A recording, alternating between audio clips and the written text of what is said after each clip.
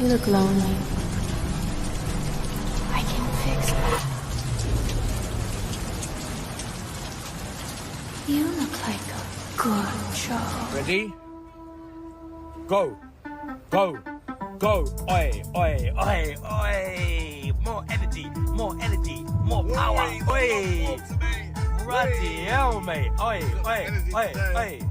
Oi, oi, oi. Oi, mind up. Oi, yeah. More energy, more power. Oi, oi, that was mad. More passion. More passion. Let me see that footwork. Footwork. Give it to them. Give it to them. Give it to them. More passion. More energy. More passion. More energy.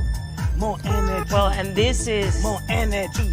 Oi, oi, you know what this is. Oi, oi, oi. Where the good times happen. I don't know, whatever it is, it's not right on the teleprompter. I don't know what that is. I've never seen that.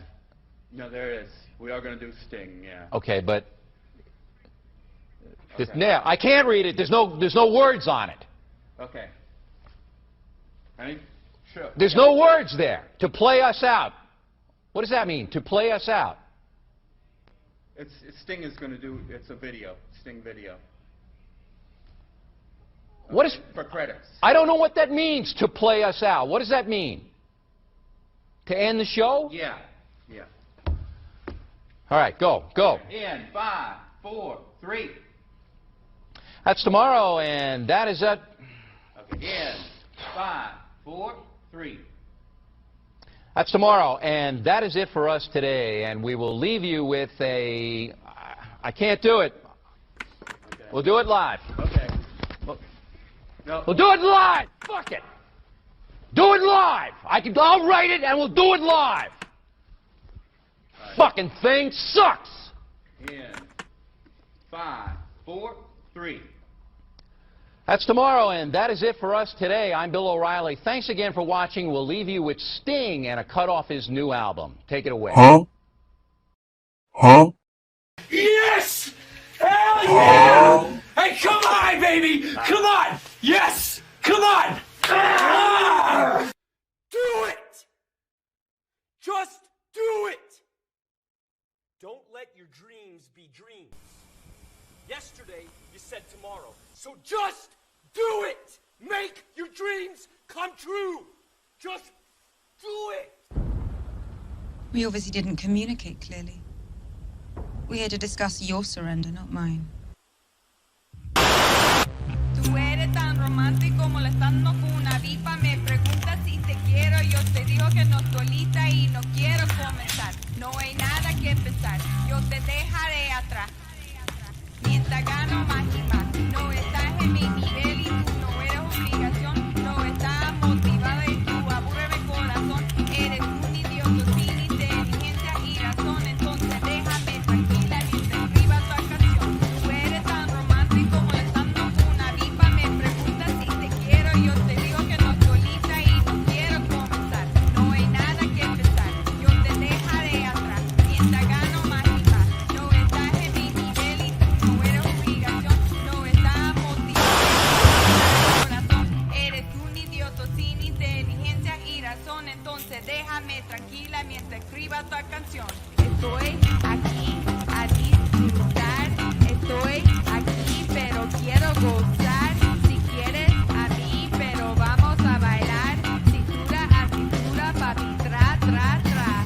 Bailando, gozando y me gusta tomar. Pero no quiero pendejos que no quieren respetar. Déjame pendejo, papi, ya no más.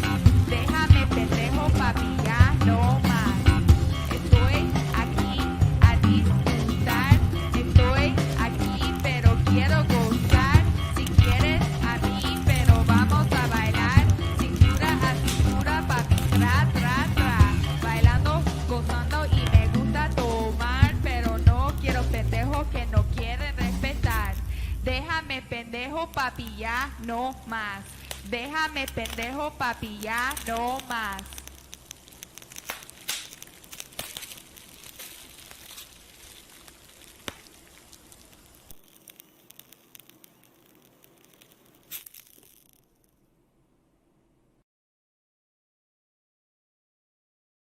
What Is up, everybody? It is your boy Luis Martinez, aka at Big Chief Burrito, live with you on a Tuesday. Yeah, Tuesday. Me and the show live in direct from live in direct, Live on the web. live in direct from San Diego, California, the Burrito Lounge. What's up, everybody? Make sure you guys tune in, say hi, hello, thumbs up, like the chat. Like Leave the video comments. when you see it, leave a comment, or lurkers are welcome though. Lurkers welcome. Always, yes. Hey, Dizzy Miss Lizzie. What's up, Dizzy? First, Catanation. All right. Catanation coming in hot number 2. What's up, Catanation? Got a lot of tea today, so I'm excited. Say Ralph joined us on Instagram as well. Thank you for tuning in on IG. I got the IG screen over here so I can check in. Ooh. Yeah, we're multi-platformed.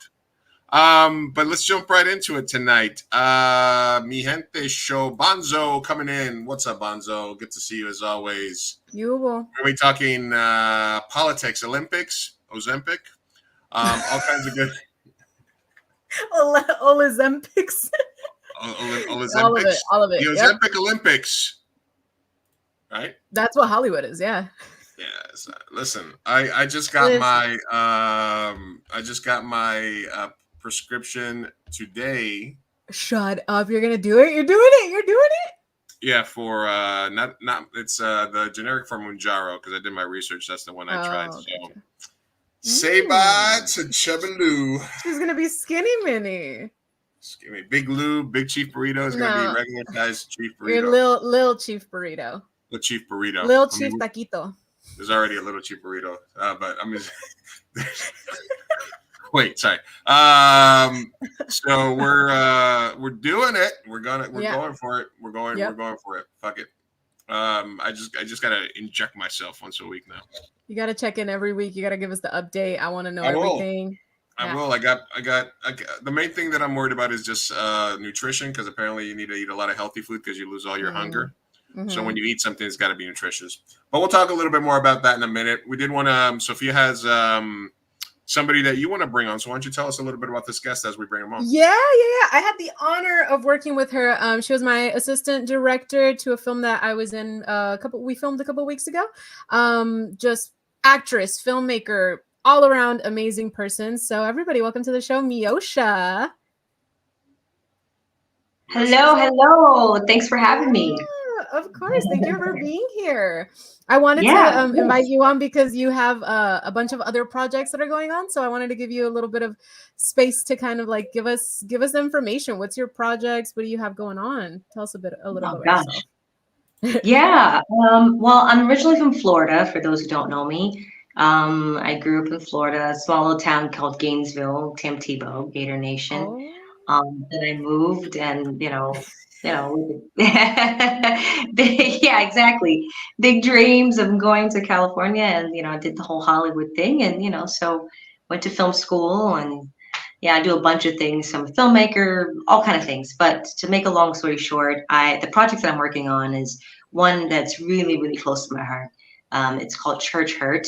And that is actually, we're, raising the funds for that. It's an audio series. I got inspired to do this because, it's been a while since I've done some things outside of Green Heights Point, which did really well in film festivals. But this project is really near and dear to my heart because a friend of mine who's in the picture, that's also myself in the photo in the very far right. I went to a Christian private school. And the kid in the picture, he took his own life recently, last year. Due to church hurt circumstances, things that have to do with, organized, obviously, religion and people in the church. But it's something that's super near and dear to my heart. I think it's universal for a lot of people. So not to bash anyone, this is just to bring, heal to those that also have experienced church hurt as well. Mm-hmm. Yeah. Church hurt, and we're speaking specifically of like, the things that have been going on in the church for thousands of years, right? Like moving priests and people from one congregation to another, hiding, stuff like that. So this seems like a super deep subject here that you're delving into. Oh yeah, it's super deep, and it's something that I feel like a lot of people experience. And with the interviews that I've been having from ex-members of the church, and also a few other people that are going to be also part of this audio series, the stories are it's honestly mind-blowing. But I think it needs to be told and heard. And I'm really fascinated with kind of cult kind of projects, and this has that element, and it's all true stories. So this is real lives, real real stories, which I find fascinating. Yeah, I think especially, I mean, really any minority group, but especially in the queer community, I feel like it's really difficult and scarring to grow up and be indoctrinated into the church, any sort of church. And so I think this is an amazing project and a great tribute to your friend. Yes. Yeah, I remember you telling me a little bit about this, and I was just like, this is a project that needs support. So everybody, please go support.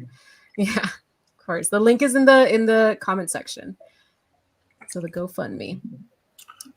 So do you typically, is this the first time that you're dealing? Because I was looking a little bit at your show reel, and it seems a little bit more like on the not so heavy, maybe more on the lighter side and stuff with some of your stuff. So what was it like?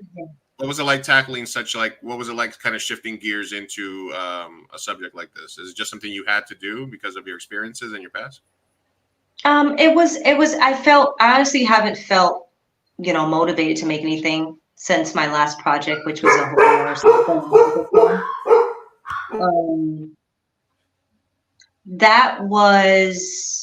that project that I did was something like, it was about very Alfred Hitchcock vibes, very horror genre. And I was like, after I did that and released that, did the festival run, I had a great time, but it takes a lot for me to like get inspired these days. And I haven't really been. And then once I heard about the story, I didn't think it was a story, but I heard, so a friend of mine, when he committed suicide, I reached out to, a few of his family members. I didn't know anything about them. They didn't tell me about what happened, the situation, until I found out through a friend of his that also went to the church. I reached out and he told me the whole story. And, I just was floored, honestly, I just knew I had to, this was it. This was my next project. Like just hearing the story and just hearing how everything unfolded and why, was just heartbreaking. And I felt like I knew my friend, and it's just one of those things, like, you just never know what people are going through. Even the people that are close to you or your friends. So it's always good to check in on people, because you just never know. But yeah, I think for me, horror, the genre that I make, mainly make, is kind of a dark kind of subject. So I didn't have a problem with tackling something that's so heavy. As always, the real monsters are human beings. Yep. Exactly. True. Sadly exactly. true.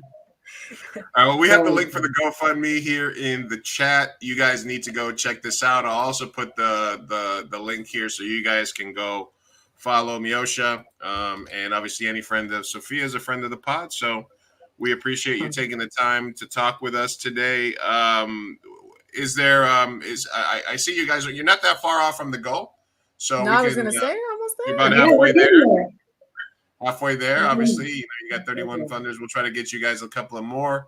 And you're looking to, you've already been working. This is not something that you're about to start. You've already been working on this, right? You've already been talking to people, stuff like that. Yeah.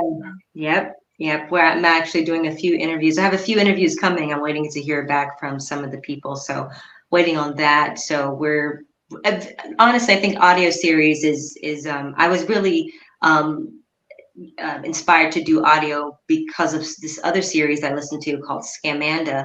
I don't know if you heard about it, but I interviewed the one of the DPs on the show and one of the editors from that series.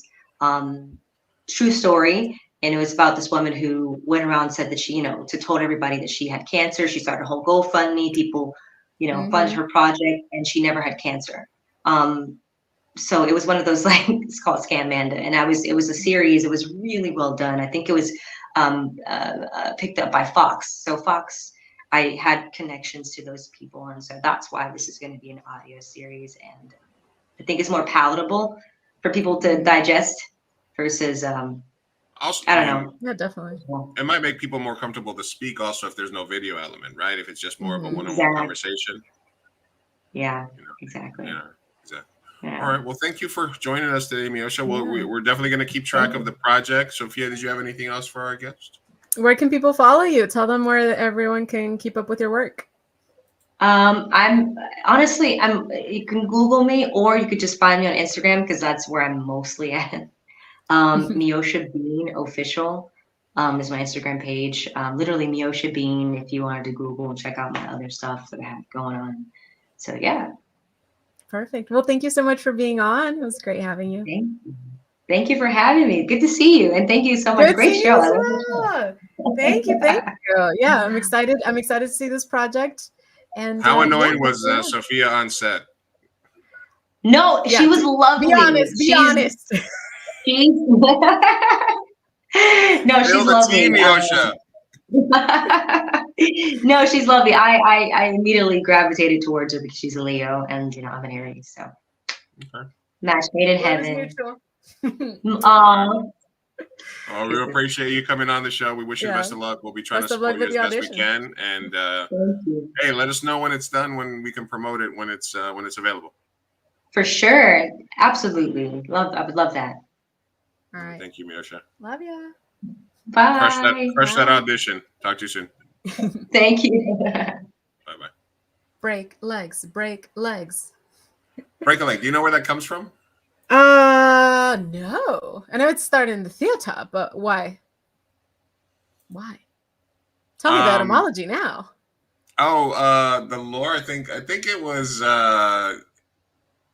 If I'm not mistaken, it was vaudeville or something, or early Hollywood, where you would get paid if you were able to get your leg in the scene or something. So, something about getting the leg in there. I don't know. Okay, is that why also the saying "getting a leg up" comes Maybe. from, or no? Maybe. Any leg-related sayings? Maybe leg-related puns.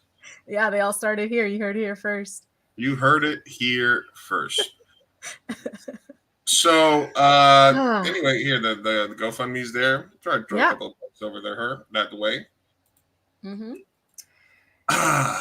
Live and alive here. Any other personal news happening with you? What's up, Alejandro Montoya Marin? Damn, it's a long name. Joining us on Instagram. ¿Qué dijo? That's cool because I can see when people join us on IG, and we're live on IG. I feel like I should pull it up as well to be in the know. You know what? StreamYard really needs to combine IG with all of these comments because, come on. It would be. So personal news? Honestly, not really. Oh, my birthday's coming up. No. Yeah, you're coming, right? Saturday. Yeah. You want to hear? It's funny is that I was at Comic-Con and there was they had this Hawaiian shirt with like anime dragons and stuff all over the place. Did you buy it? Please tell me you bought it. It was like $150, dude. Worth it. It was like the Comic-Con markup, and I was like, I'm using it one time. I was like really debating it. You would have used it more. I don't know if I want to be a Hawaiian shirt guy. I think I'm becoming a Hawaiian shirt guy. Are you a tiki goddess now? I guess. It's going to be the weirdest luau of all time, though, because I did get a mechanical bull and there will be tacos. So everyone was making fun of me because it's like, it's a Mexican luau because of the tacos. And now I have a mechanical bull. So Mexican cowboy luau. Wow. Bring your cowboy boots. Listen, I'm going to try to figure something out. It's a tough time for me this. You could, right there's 3 themes. You could do sombrero, cowboy boots, and a little flowery shirt. So is that a yes or no on karaoke? Oh yeah, you did mention that. Yeah, bring it. We're going to have a speaker and yeah, why not? I just need to bring The thing is, I don't have a screen or anything. Yeah, the TV. Because we're going to be outside. We'll talk about it. We'll talk about it. We'll talk about it. Yeah, but I have a ton of lays. So even if you don't have luau outfit, I could just. I can figure it out. No, but it was just like in that moment I was like, that would have been I was good. thinking about it. It wasn't. It was also like Raytheon. It wasn't like the greatest material. Okay, gotcha. So I'm gonna luau shop this weekend. I mean, this week. I mean, you don't have to. Like I said, I have lays. I have plenty of little goodies. This is Saturday, right? Be good. Yes, you should know this. Why are you double checking? When I was in Colombia, I had that same conundrum. Thankfully, it wasn't as expensive, nearly as much. But I have I'm not going to use it the Saturday, but I have like a flowery vacation luau type of shirt that says Colombia. Okay. Yeah, pretty cool. Pretty cool, man. Pretty cool. But yeah, that's pretty much it. No big deal. I'm gonna be old. Entering a new decade or whatever. Yeah. Get after it. Yeah, that's it. That's pretty much it for All right, guys. Thank you guys for watching, listening. I wanted to share you know what I mean? Our pay. So everybody, make sure that you guys listen. If you guys love us live, then you'll love us recording. So make sure that you guys are wherever you guys get your podcasts. Spotify. Look how beautiful our Spotify page is. Spotty, I love it. Go give us a like, you guys. Mi Gente Show. We got 10 5-star ratings. That's not bad. 10 5-star. That's pretty good. You guys keep it going. Come on. Why not 20? I'll take a 4.5. Whatever. We are also on Apple Podcast. We have 4 5-star ratings on there. So if you're an Apple head, you should be giving us 5-star ratings. Make sure you guys go listen to our show. It's a really good show. It's a good show. It's a great show. Good show. So where do we start today? Do we want to start with politics or the Olympics? Your choice. Let's start with the Olympics. Because I need to catch up on that. I have not been watching it. Have you been watching it? I have been keeping up with the Olympics a little bit. Okay. Like as in live watching matches and stuff? And I mean, it's... Sophia's a señora yet? I'm getting close, you know. I'm getting close to being a señora. It's not mija anymore. No, it's Doña. Doña Sofia. Doña Sofia. I like it. Whatever. So no, I haven't been watching a lot of stuff live. I've been watching highlights. Of course, you watch like the 100-meter dash and some other stuff. And I did find a lot of interesting stuff happening. I like the little obscure sort of events. And then like what, pickleball? What's really been interesting is kind of like the memes. This was one of the cool. We'll get to that. We'll do some of the cooler stuff before we get to the horrible stuff happening. No. But this is buckle up, children. This one says lesbians. She's a Virgo. Did you catch this girl? No, but I like lesbians. The most main character energy I've ever seen in my life. Okay. Whoa. What is going on? And it's there. It's there. The world record has gone. It was there for nearly 5 years until January this year when Yang Yin came along and broke the world record with 41. And now Kim Ye-ji from Republic of Korea is the new world record holder. I fear for my life. For her here in Baku. It's kind of like one of those like step on my neck type girls here. Yeah, I was going to say I am both titillated and terrified.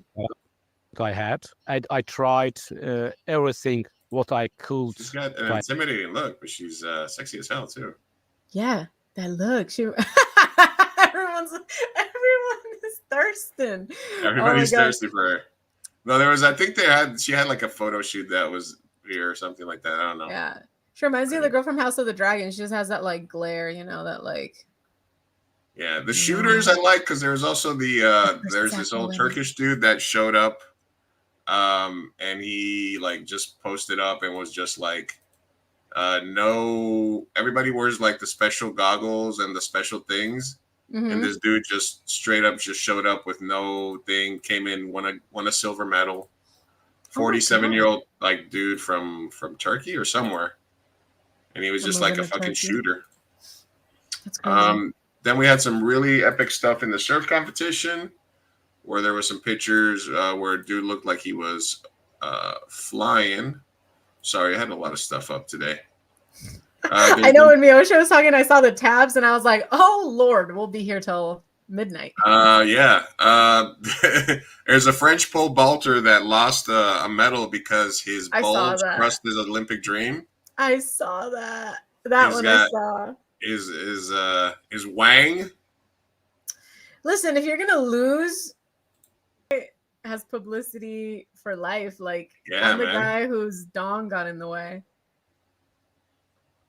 Dongs get in the way, man. That's kind of life. Yeah. Yeah. The French Fogo guy had me laughing all day yesterday. Yeah, absolutely. It The was kind of Australian like, commentators were awesome too. That's the clip I watched. I was like, that's fucking hilarious.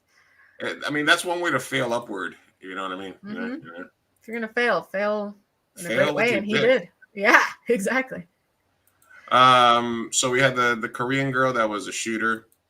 Mhm. We had the Turk guy that was also a shooter. We also had people floating in the air. What the fuck is that picture? Floating in the air, like flying. Yeah, there was a guy who was during the surfing competition, because they did surfing as well. Okay. There was just a viral picture of him pulling out of the water. I'll find it in a second. And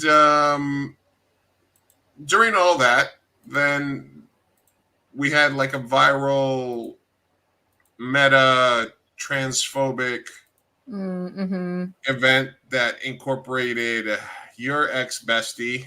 Oh man, yeah, controversy. What's her face? Oh, this was this was a Turkish J.K. guy. Rowling. We already made the memes of Joanne. What's her name? Joanne. Yeah. If you're nasty. Yeah. Exactly. So essentially, for everybody that's living under a rock, news came out that there's this Italian boxer, who shall not, I don't remember her name, did this whole thing and dropped out of a fight. People are saying the Mexican synchronized swim team was robbed and not being scored fairly. We'll look into that. We should. Shoot me a link. But essentially, the transphobia was in full effect during the Olympics. Essentially, there was a woman. Correct. And I apologize. Natural born woman. A natural born woman at birth. Imaine Khalif from Algeria, where transitioning is illegal. And she was born a woman, but JJ, the whole nine, raised as a woman, raised as a girl, identifies as a woman. She's a lady. And what can I say?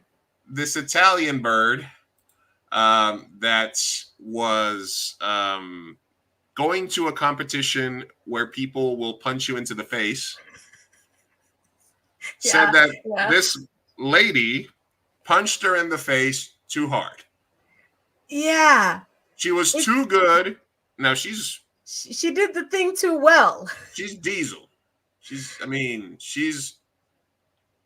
call her brolic, want to call her, bricked up, whatever you want to say.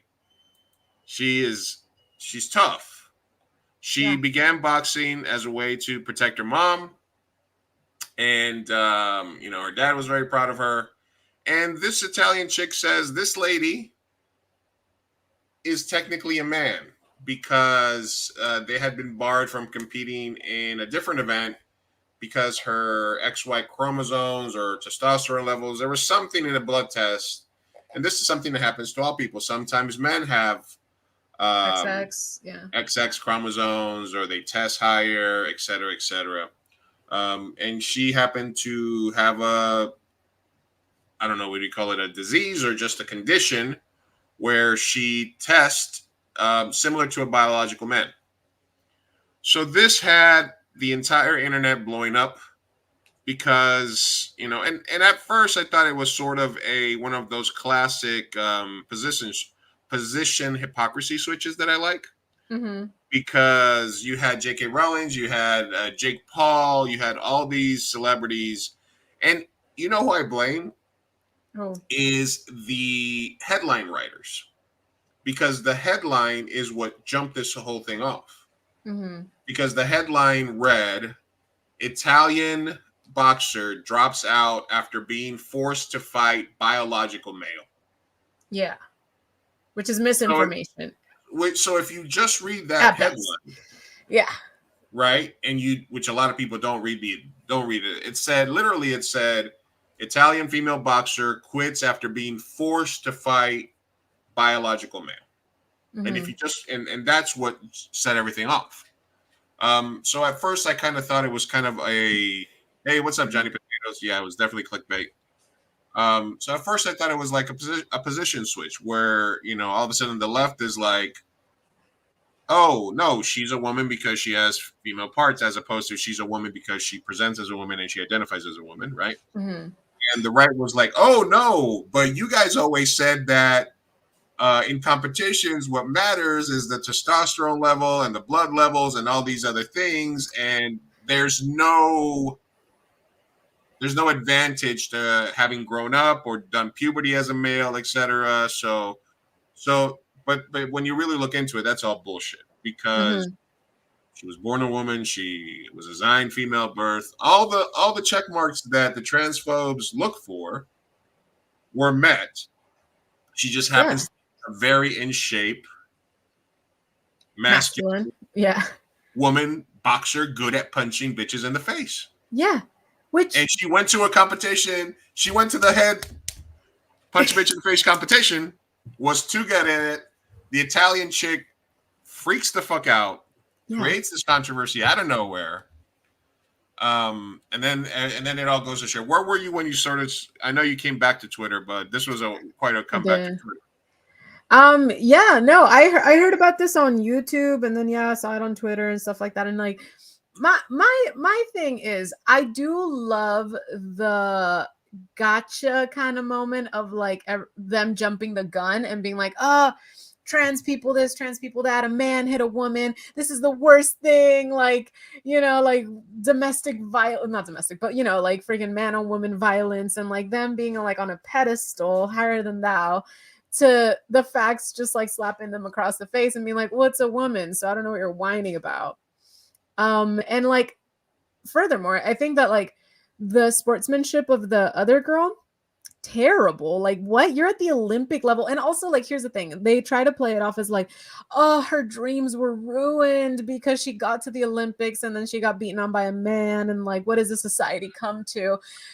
Ma'am, like, she also went to the Olympics, and you're stealing her moment by accusing her of being a man, which she is not. Like, it's just disturbing, honestly. And like, also, if being a masculine, strong woman in a sport where that is like makes you thrive, if that is seen as like, well, she's too manly, then Shaq shouldn't play basketball. Right. Like any like tall people shouldn't play. Like, if you want to play basketball, you should, they should make rules to let tall people. Michael Phelps, he has an arm span of like whatever. It's like a larger wingspan. His blood metabolized or something at a high level. He had lungs and a heart. Like, exactly. So I'm like, these people have like genetic advantages. Yeah. And those people are going to be naturally good at whatever their sport is. That's why they do it. And that's why they get to the Olympics. You're in the freaking Olympics. This is the cream of the crop out of the whole world. And you're going to say like, oh, she's too masculine. Oh, ow, she hit me. Like, in a sport where that's the point, girl, then that, if you're going to start keeping tabs on that, then you better, like, disqualify Michael Phelps, take all his freaking medals. Anybody who's tall, maybe we should put like people in different, heights for basketball, et cetera, like every sport. Like, I don't know what you want. So I just think it's so ridiculous. And I love that it was the outrage before the logic, because once we found out, oh no, this is a woman, then it's like, what are you even whining about? What are you? Because this could have been a conversation. We could have had a conversation. Like, if there was like, okay, she's trans, actually, that could have led to a conversation, and then we could have started. But there's no conversation to be had. This is two women fighting in a women's sport. And you're bitching about like one being more masculine because you're transphobic and you're crazy.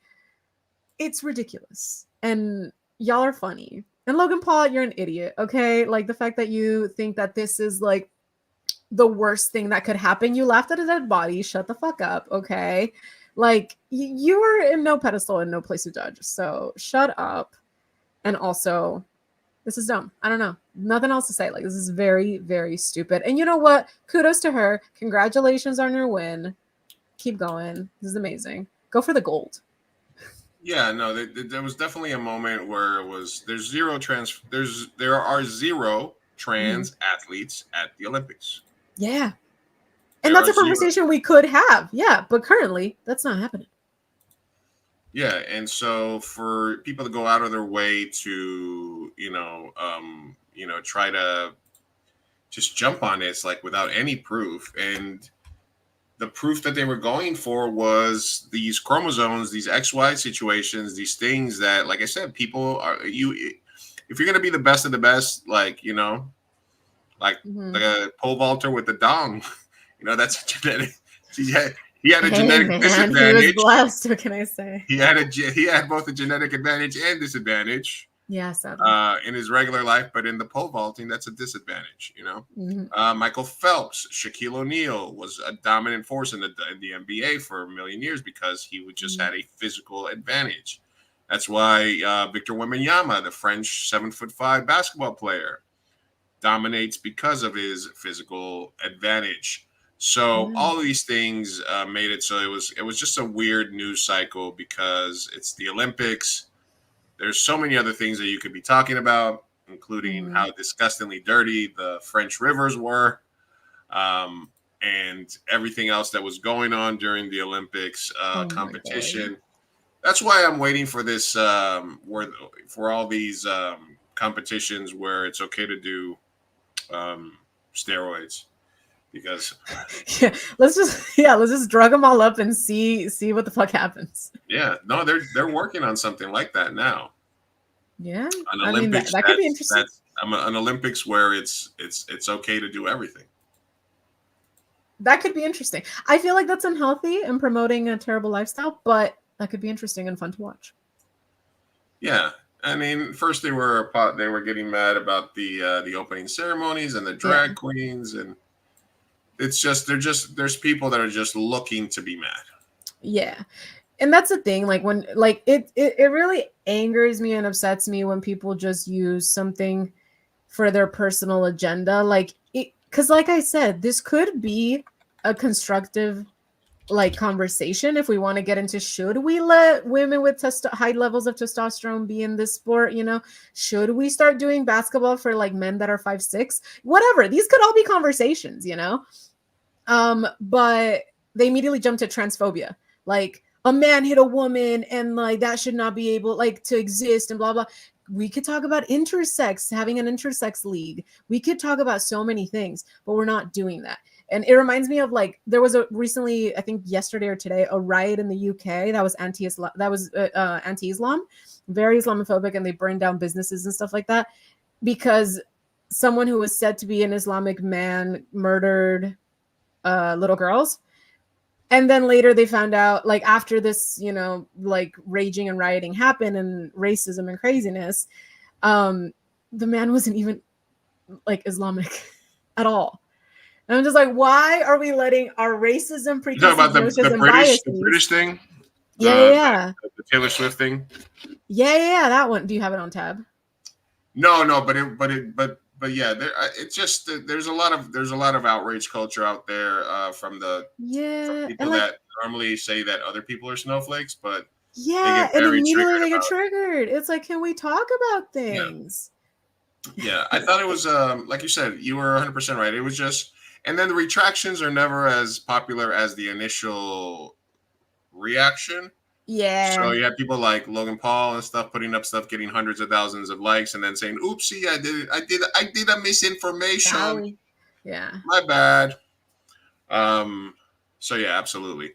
Yeah, I can't believe that. So she had been disqualified because the different governing body had a testosterone result from a couple of years ago, but the IOC said she's a woman. She lived as a woman. She can compete as a woman. That's all they care about. I can't believe people swam in that river. Me neither. Did they really? Shut up. Damn. Bonzo, Olympics Olympics aside, is it okay for someone to start as a man to compete against women? See, Bonzo, thank you. See, these are the conversations that we could have. Like that's a valid question. What do you think? Yeah. Diggs? Well, is it okay? I don't know. I don't know, because I think that there's definitely, I would say, a physical advantage to going through puberty. I'll let's say like my dogs, right? My dogs are 2 and 3 years old. I'm barely gonna get them fixed in September, because they are breeds that do better going through their teenage years with their testicles. It helps with the development. It makes them stronger. It gives them a stronger advantage, and they're less susceptible to diseases later on. A lot of things that people in the United States think about is that they get their animals fixed too early, too young. For example, Tango was fixed when he was 3-4 months old, grew up without balls, and he died at like 9 years old from cancer. You know, if he had kept his balls till he was 2-3 years old, you know, he could have strengthened his development. There is a truth to that. There is science besides that. So does somebody who transitions at age 22 after they've been a man for 17, 18 years have an advantage over somebody who grew up and identified and lived as a woman their entire teenage life? I don't know enough to say yes or no about that. From a layman's perspective, you would think so. But the main thing I think regarding that is that it's such a small percentage. What's up, West Coast lady? Thanks for joining us. I think it's just such a small percentage. It's like 1% of 1%. And that it's kind of, and I think that the people that worry so much about that are not the people that are affected. We talked a lot about that swimmer from Penn State, and my biggest issue was there is that I think that if you put gun to your head to a lot of women, they will front-facing publicly support trans women, but I do believe that there is a percentage of women that are uncomfortable with people with dicks being in women's spaces. And I think that part of that would be sports. And I think a lot of people in the US have this fairness in sports idea. That's why it's a topic that a lot of the right really gravitate towards, because it's a topic that plays well with all Americans, which is fairness in sports. So, but I'm not learned enough to really be like, oh, if this is the midichlorian count or the testosterone count, it makes this much of a difference, I just thought funny that people were switching sides. It was crazy. The retractions were coming. And meanwhile, listen, you went to go get punched in the face. Sometimes when you go get punched in the face, it hurts. Yeah. Oh, God, it boggles my mind. Boggles my freaking mind. Mike Tyson said it. Everybody's got a plan until they get punched in the face. And this Italian bird had a plan. And as soon as she got punched in the face, that plan was like, biological bill. Got, yeah. I got cheated out of my life dream. You took 45 seconds. You couldn't last a round. Yep. I know. She was just a very bad sport. I will say kudos to her in the sense that later she admitted it and she kind of apologized for her reaction, and she never once added to the transphobic comments or anything, or alluded to that was her intention or anything like that. So good for that. Is that like, isn't it kind of like the Emmett Till lady that said that he, raped her, and then all of a sudden she recants when she's 80 on her deathbed? I'm sorry, I did it. No, you did it. You already did the thing. Well, no, I wouldn't go. No, because there were no allegations. I think if she would have been like, she's trans, because there were no allegations. It was just like, she said it's a biological man. Then the whole, I think people, like I said, I blame they're like, you trained. They warned me she was a male before I got into the ring, and this and that. There was a whole thing. Yeah, she wasn't. I retract my kudos. Kudos is retracted. Cyro, what's up, girl? What's up, Cyro? Thank you, everybody, joining us live on YouTube, as well as everybody on Instagram. If you want to see your comments up on screen, follow us on YouTube, youtube.com/2mburrito, or youtube.com/AmiHente Show. This is the picture I was telling you about that kind of went viral from the Olympics. What does that So mean? he just kind of he popped out of the water. He's surfing. What? And they capture this, you know. My brain isn't. It's not computing. Is this AI? No, this is a picture of him. There's water down here, but like he popped out of the water. His surfboard's behind him. They took a picture. Oh, okay. So he's like in the air, mid-air. He's in the air after having popped out of the water. That's crazy. I need to see it like in a video. You need to see the action that led to the picture. Yeah. Okay, let's see it. Let's see if I can that? find it. So that's what's happening in Olympic news. There was also what was happening. There was also people that got accused of inappropriate behavior. Sex in the sexless beds? Sex in a sexless bed. Believe it or not, people found a way to bang. Oh my God, shocking. In the world. Shocking. Shocking. Easy shit. Yeah, there was another. Yeah, basically. So this was your girl's take, which was the funny part. Could you any picture sum up our new men's rights movement better? The smirk of a male who's known he's protected by a misogynistic sporting establishment, enjoying the distress of a woman he's just punched in the head and whose life ambition he just shattered. Paris 2024. Joanne, who hurt you? Joanne. And literally her whole thing has always been that she's trying to protect women. Mm-hmm. This is a woman that you're bashing because she doesn't fit the standards or ideals. This is what the trans community is saying for a long time, that it's not about trans, it's about what they view as what a woman should be and what a woman should look like. Yeah. You know? And you can't be both. There's such irony in that comment. Like, I'm like, you're trashing a woman. That's crazy. Yeah, and she was the beach volleyball player that was booed because he is a rapist. Yeah, there's an actual rapist, convicted rapist, competing in the Olympics. See, and that's what I mean also by the like Logan Paul comment of like, this is like evil in its purest form or something like that, where I'm like, there are much worse things. Even if this was a trans man in a women's sport, I'm like, there are far worse things, like a rapist volleyball player who's still allowed to go for the gold. Like, what, sir? Brain is not braining. Dutch beach volleyball player. Like, there's Israelis protesting in support of rapists. That was baffling to me. Yeah, no. I mean, and we'll get into the whether or not the VP pick was anti-Semitic because they decided not to go with the Zionist fascist. I mean, I did kind of call it, right? What? I didn't know his name, but I said that one man, that one. You guy. Just wanted a milquetoast white dude. Yeah, but there was like a list of them, and that was the one I said was gonna be it. I didn't know. I was shocked, by the way. I didn't think she was actually gonna choose him. Yeah, he's a child rapist. Well, damn, Johnny Papas. That's even worse. Yeah. I mean, no, all rapists are bad. It's all bad. But it's all bad. It's all bad. So much, yeah. And did you know Snoop Dogg was getting paid $500,000 a day to promote the Olympics? ¿Por qué? Why is he even relevant? I don't know, but he was at the Olympics every day posting, and there was a bunch of stuff happening, and I guess he's getting paid $1 million. Oh, meme makes sense now. There was a meme of Snoop Dogg in like different outfits of different sports, and it was like me every time I change hobbies every week or whatever, something like that, whatever. Me changing hobbies. Oh yeah, and there's a pin where he's blowing a cloud of smoke, and it's the Olympic rims. All right, he earned that money. He earned it, blood, sweat, and tears. Yeah. Just for that. So anyway, that was. If you guys were wondering what was the big bullshit that was happening at the Olympics, it was that. All of that, Paris. Oui, oui. Yeah. Do you know anyone who's there physically? Because I do not. No. But I know you were there. You should have stayed. No, the things they were fixing.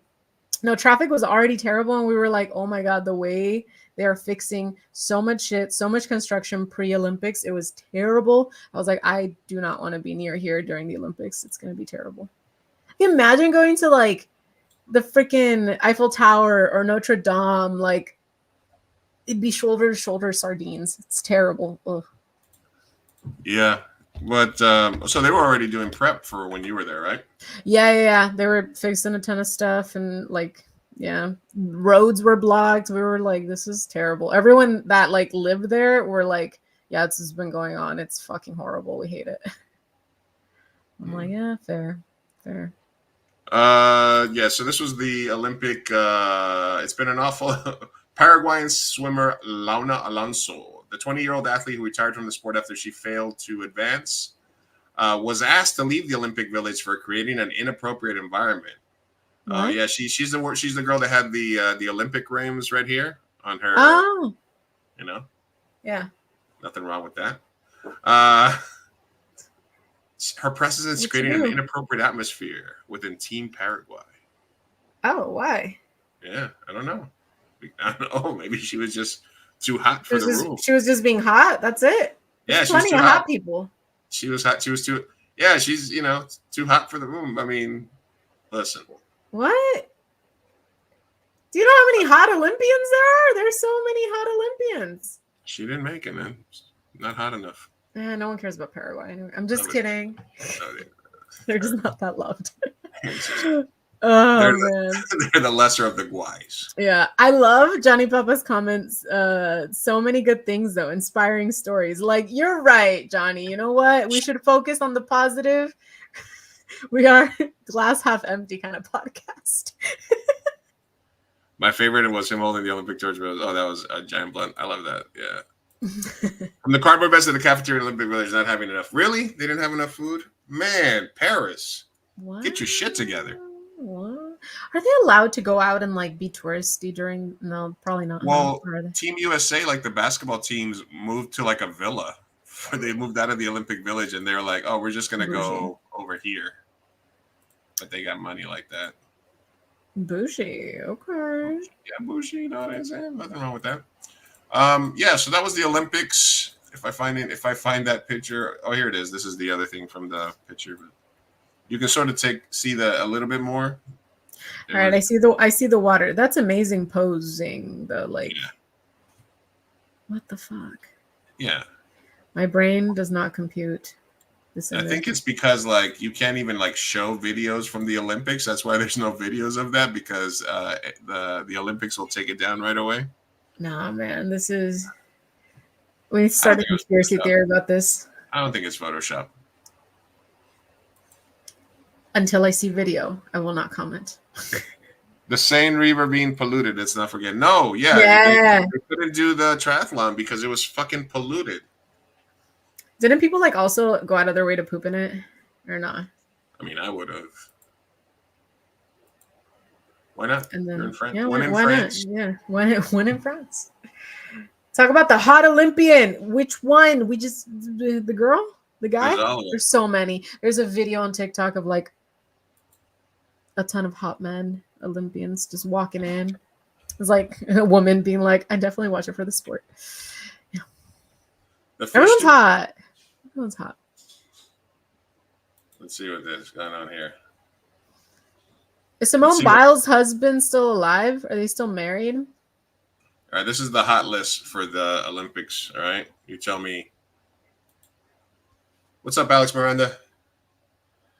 Jules Boyer, French springboard diver. All right. Okay. All right. Okay. That's a cute little white boy. Oh, white boy. All right. That's who we are. Sunisa Lee. Okay. Gorgeous queen. Yeah. Ashley Johnson. Okay. Sexy. Fierce. Strong. Oh my god. Yeah. Damn. Shoulders. Thomas Chachon. Yes. Isn't he the gay one or no? Italian backstroke champion. Hey. I hope he's gay because that's too good. The Italian backstroke champion. There he is. That'd be too good. The sluttiest thing a man can do. That is so slutty. Cancel him. Alicia Schmidt. Okay. From Budapest. Oh, I love your country. Love your city.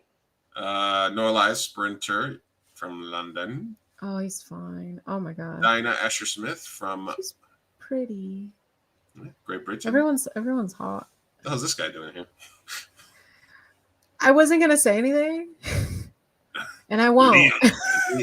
Leon Cauliflower Ear Marchand. What the hell? He's probably like a rodent boy. We go Is- to the next. Yeah, he's a rodent boy. Okay, I What's a can see it. rodent? What's that? That's like all the rage right now about basically guys that are ugly cute, like Barry Keoghan. They look like kind of like rodents, but it's like dad bod. It's like saying dad bod. Like I don't know why women love to like date ugly men and give them compliments for it. So like rodent boy. Rodent man. Rodent boy. Yeah. Okay. All right. I get you. Yeah, the Timothy Chalamets, the like weird looking but cute boys that are like, yeah, it's a rodent boy. Okay. I feel. Yeah. I guess. Yeah, Barry Keoghan. He a rodent. Barry Keoghan. Mm-hmm. Yeah. Yep. Ugly. Anyway, Sauce. that man. Very much so. Very much so. You know what? It's not fair because us women, we give you guys so many like ugly boys, like we, you know, like emo, like the skinny, like I feel like there's so many aesthetics that are like not necessarily like attractive or whatever objectively, but we like make it hot. It's like a fad. But then with women, like no one's like mom bod. You know, there's no like you need to glorify more women who are not conventionally attractive. You guys get to be MILFs and cougars. That's age. Men are Women of a certain age. Mm-hmm. Right? Yeah.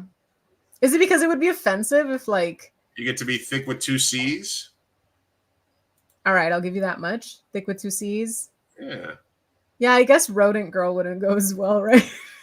No. You guys get tortas? Would you fucking call me? I don't think tortas is considered like a compliment. Yeah, I don't think that's a compliment. No. No? No. Okay, I guess. Yeah. Who never knows? Large women do just fine. True. Oh yeah, Yeah. Sophia, Oh my you're God. not. You clearly aren't familiar with the term BBW. Oh, That for big, beautiful women, or is it a porn thing that I don't know about? I mean both. Why not both? That's true. Man, This bottom is girls true. make the rock This and is roll go America. round. What are you talking about? Anyway. All right. Anywho. Moving on. Big news this week. We have big news this week. Wow. And by big news, I of course mean the Bush is back. What? How celebrities like Doja Cat and Julia Fox are bringing back pubic hair. Stop. Let me see it. Uh, Are they even allowed to like show it? I feel like people will get demonetized. multiple salon owners told the Standard that the full bush is making a comeback, with more women requesting bikini waxes and minor cleanups instead of opting to be completely hairless. The people over the globe have chosen to remove, groom, or otherwise tend to the pubic hair for thousands of years. Rachel Gibson, known as a hair historian, told the outlet. A hair historian. I love that. So apparently the bush is back. We love it. See, it's Do you blurry. agree? Disagree? I don't know that it ever left, but yes, I do agree that hair is like widely more accepted. Yeah. Yeah, but I do wonder, like the women that got like full bush lasered off, like they can never be on trend anymore. It's a bummer. You could do that? Laser? Yeah, you can do like you can remove like permanently everything, right? Like Kim Kardashian famously is like, I have no hair down there ever. Seems like a lot of body standards, but men in general don't seem to be that picky. Yeah, it's an old cliche. Like you guys do a whole lot of shit, and we're just like, all right, still would. I think it depends. I think it depends on the man. I've definitely met Yeah, some very vain men in my time that literally like notice everything. Look, I think I would prefer a bush to like hairy armpits myself. Okay. If we're talking just like general, like if I had to pick one or the other, like which area you're letting grow, still would, yes. So, but listen, man, I gotta be modern women. You know, you got a little paunch, you got a little. Listen, what was that old? I Was it Chris Rock or was it Cat Williams that like girls get so pissed off about like stretch marks? You like either you were skinny and you got fat, or you got fat and you got skinny. Either way, we're fucking. That's true. Yeah. I don't know who said that, but that man's a genius. Yeah, absolutely. It don't matter. Don't trip. That's all happens. Yeah. Yeah. I do agree that like women do pay attention to a lot of things that sexually it doesn't really matter, you know. Mm-hmm. Bush, Sophia, no bush, who cares? Yeah. Is there such a thing as ugly privilege? And I ask you because you're. No, I'm just kidding. Is there such a thing as ugly privilege? Plain Jane TikTokers are proudly flaunting their ugly privilege. I love that men don't look at me. Mm-hmm. I mean, is there something to be said to just sort of navigating through life without having to deal with dudes? I think if we're gonna, here's the thing: we can't be saying everything is a privilege. So if there's pretty privilege because pretty people get, you know, higher income, more opportunities, more whatever, then the inverse of that wouldn't be a privilege, right? Right. So both can exist. I'm just saying that semantically that annoys me. But if we are a glass half full kind of person and, you know, you're like, but being ugly has its perks. Yeah, I agree. I think everything has its perks, its ups and downs, you know? So being pretty, like I said, you know, more looked at more favorably, people tend to remember you more, you get free things, all of that, right? Downside is you get more attention, people judge you a lot. I would say a lot more hate. Whereas if you're objectively or societally, I guess, ugly, quote unquote, you can go through society without being noticed and objectified and, you know, possibly abused. I'm not saying by and large, because there's plenty of people that still are victims, but who are not conventionally attractive. But yeah, I mean, I guess if you want to be super positive about it, that could be a glass half full situation. I don't know. I wouldn't say like, yeah, ugly people have so much privilege. Like, no, what? It has its ups and downs. Like, I think that's good. Yeah, I think, yeah. Being, you know, I don't know. What do you think? I don't think I would word it as a privilege. I think it's that's like me saying there's like a fat privilege. Yeah, that's what I mean. I'm like, if there's, because there clearly is a privilege to being in shape and slim, right? In this society that we have created, which, you know, it could, you know, so back in the day, being fat was good and had privilege because that meant you were rich enough to eat. You know, kings were fat and stuff like that. Now the privilege is you're not pretty or attractive unless you're slim and fit. So that's where the privilege word comes in. I'm like, semantically, this is blowing my mind, because no, one can't be, both can't have its privileges, because then when it loses its privilege, just by definition, they can have their ups and downs, positives and negatives. But if one is privileged, the inverse is not. So now, which one is it? You know, Is it pretty privilege or ugly privilege? Because then you're saying that pretty people are not privileged, that they're, you know, victimized, I guess, in a sense, which I disagree with. I think there's a lot more perks to people that are attractive. I think they get a lot more things in society. You say we? No, they. You say we? No. So you don't think I'm pretty? Maybe not in California. Maybe like Alabama 10. Alabama 10? You've seen those girls? I think I'm a 10. Bitch, put me in Bama. I think I'm hot. Huh? I don't know. That's what you think they look like in Alabama? Have you been? I'm just kidding. I actually haven't. I have not. I have driven through Alabama. I haven't been there in a while. Oh, gotcha. But you think you go to Alabama, you like rake in the fucking, you know, dough? I mean, yeah, totally. Fuck yeah. Listen, you got fans, don't try, you know. Yeah, a lot of fans. Solid like California 6 or something, you know, on a good day. On a good day. But it depends too. Are we talking NorCal? Are we talking SoCal? Because SoCal people are too pretty. Too pretty. It hurts. Where are the I go to LA. I go to LA, guys, and I'm freaking like, I blend into the freaking wall. People there are gorgeous. Yeah. Yeah. Stay away from Miami. Oh, I've been there. Oh, sir. Never have I felt like such a toe. as when I stepped foot in Miami. The most gorgeous women. And man, I was just like, I'm not Miami worthy. is freaking. Oh my god. It's a beast. I was not worthy. I was You just think happy to LA be in the is bad? room. Yeah. Miami's gorgeous. And everyone, I mean, también algunas operadas, no? But like even then they look amazing. I'm like, look at those booties. I was not worthy. I was just happy to be there. All right. So you came back to Twitter again, right? Oh my god, biggest news of the week. Yes. So here's the thing. I'm not gonna use it a ton, but I did hit the point of boredom this week where I was like, you know what? I'm gonna see what people on X are saying. And I'm back. Listen, it's still, like I said, it's still the meta and still where the discourse is happening. It's still yeah. pound for pound. It's you're gonna I find was more going through all the apps and then I was just like, there's not enough commentary. I need more commentary. I forgot on what. I don't know if it was a politics thing or like a movie thing. But both, whatever. All right. Well, let's check in on Twitter and what's happening in the world in this Hellscape watch here that we normally do. Yeah. Painful. Should we do Hellscape? We haven't done Hellscape in a while. Yeah, let's do it.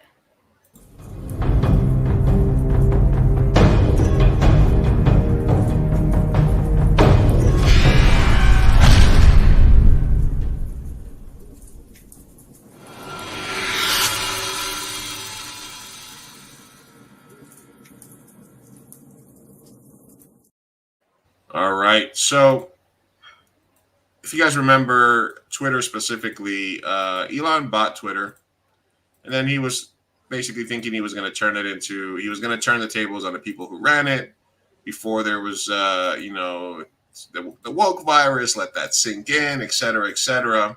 Mm-hmm. And then people stopped. He amplified voices, amplified Nazi voices. You guys should get a podcast here for 2 or 3 days in a feature, like Tusk, like Kevin Smith did on Smodcast.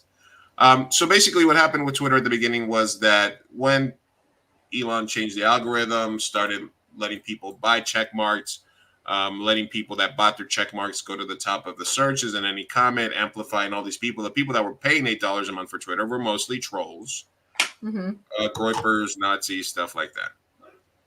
The backlash came almost immediately because if you're going to spend advertising money on Twitter, you don't want your ad for Coca-Cola or AMC or any billion other businesses that used to advertise on Twitter pop up right next to people openly using the N-word, posting pornography, Nazis, anti-Semitism, etc. Right. And at the time, Elon Musk said this. I hope they stop. You hope don't advertise. You don't want them to advertise? No. What do you mean? If somebody's going to try to blackmail me with advertising, blackmail me with money, go yourself. What are those two blackmail? But go yourself. Is that clear? Very clear. So basically, Elon said, if you don't want to advertise with us, but there was an earthquake right now. I did not feel it, although I'm getting text about it. I didn't feel it at all. Yeah, hope everybody's okay. Probably a little bit northern LA, I guess. But anyway, so basically, advertisers do exactly that. Yeah. Exactly that. It's an open marketplace. They don't like your product, etc. So this is what the CEO of Twitter posted today or yesterday. I was shocked by the evidence uncovered by the House Judiciary Committee that a group of companies organized a systematic illegal boycott against X. It is just wrong. And that is why we are taking action. Today, we filed an antitrust lawsuit against the Global Alliance for Responsible Media, 4 of its key members, and the World Federation of Advertisers. These organizations targeted our company and you, our users. The evidence and the facts are on our side. They conspired to boycott X, which threatens our ability to thrive in the future. What? That puts your global town square, the one place that you can express George Bush yourself wants me. freely and openly, at long-term risk. Who is this woman? Why does she speak such dumb words? Constricted. Her name is Mama Free No Speech. small group of people to monopolize what gets monetized. Lady Liberty Is no match for the power of our users. All of you, the very same I need to do users more of this. that have driven usage of All of you? X On a Tuesday. I joined You have to show more hands. Yeah. of the global square. It's Jazz users hands? like Yes. people of Jazz all hands. Yes, girl. You deserve an open platform where your views can be expressed without restriction. Linda Yacarino says they are going to sue the advertisers that Elon told to go fuck themselves. Good luck. What the fuck? Because he has the freedom to say that he doesn't want advertisers. Cool. But then they have the freedom to tap out and leave. What? And then also the narcissism of being like, your town square, the only place where you have a voice. What the? Shut up. It's an app. It's a fucking app. He said, I don't want advertisers. And the advertiser said, we don't want you. Okay. Like, why are you mad about nothing? Not N-words, Nazi porn, anti-Semitic. Sounds like a Friday night happy hour. Am I right? Yeah, something like that. Oh, yeah. She is the Latina CEO that Elon brought on to run the company. Oh, not one of us. No. Oh, yeah. Hey, listen. They can't all be Alabama 10s, Sophia. Alabama. I'm going to go to Alabama and I'm going to see the hottest people. I'm just going to be like, damn, not even here. Couldn't even make it. You used to be on that app, Destiny. Whatever happened to I forgot your name. Queet something. Anyway, so that's kind of the Twitter hellscape. So the other big news, we'll move on to politics for a little bit because why not? Is Kamala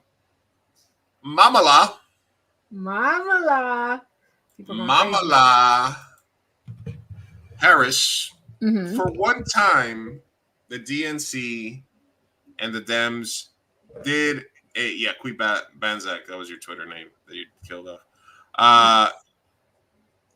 Kamala announces Tim Walz, governor, coach, teacher, veteran, to be the vice president choice. And I, for one, thought it was a brilliant choice. Yeah. Brilliant. From what I hear, it seems amazing. I was scared. My original choice was Cooper, the guy that looks like George Bush, North Carolina governor. I thought she was going to go with more kind of conservative leaning, like him or Bashir, that other one, yeah. Bashir with the Kentucky, the Illinois guy, or Shapiro or Mark Kelly from Arizona. Mm-hmm. Shapiro was the worst possible, and it started to leak a couple of days ago, maybe from his camp, that maybe he was the pick.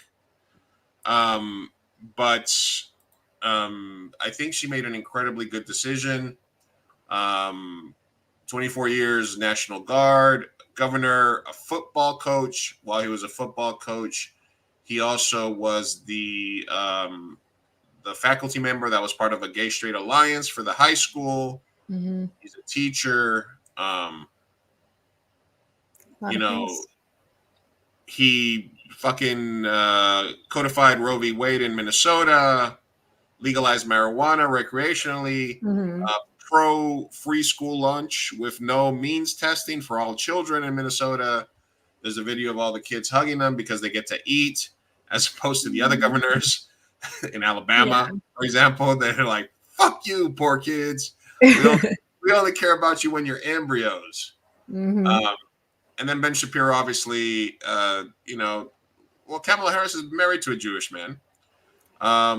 She's raising, I would presume, Jewish children. She's a stepmom. And she has low-key leaked that she is pro-ceasefire. Yeah.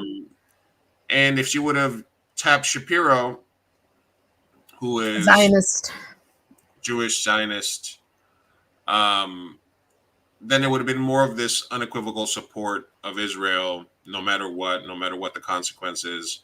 Yeah. Keep doing genocide, all that stuff. So I think this is the fact that it kind of leaked a little bit, and maybe they saw the backlash to Shapiro, Mm-hmm. and then they actually listened. This is, and the first ones to congratulate him were AOC, Bernie, Squad. They were the first ones. So I, for one, welcome our new corporate overlord. I mean, I, for one, think it's a brilliant pick. Bravo, Vince. What were your thoughts? Yeah, no, I think that it's a well-balanced pick. I like that he's fighting for the little guy in a lot of aspects, but he also is white, old, and military man. So he kind of like checks off all the conservative boxes if, they are so inclined. So I think this is a really good balanced ticket in the sense that, yeah, I'm married to AIPAC. Like, yeah, for sure. Like, they're so like Kamala's sold. Listen, she's a neoliberal, democratic, whatever puppet. But yeah, I think that for a well-balanced ballot, he was definitely the right choice. I'm still not voting for them, but that's cool. I love him. I do. Oh, he's also started the trend of calling Republicans weird, which is like really hitting Trump, like where it hurts. Like, I don't know why they just hate being called weird. It's weird. You guys are weird. Okay. Why are you all up in my genitals? Why are you all up in trans people's business? Why are you all up in like calling people pedophiles? Like focus on more pressing matters. Like, this man is actually feeding children and you're just making sure that the fetus is alive. Like you mentioned, like, y'all are weird. And I love that. Mr. Waltz, kind of pointed that out. I think that's kind of probably what got him to be elected. So I love that for him. Love that. I think it's a good ticket. Gay Street Alliance and a football coach. I'll take no correlation for it.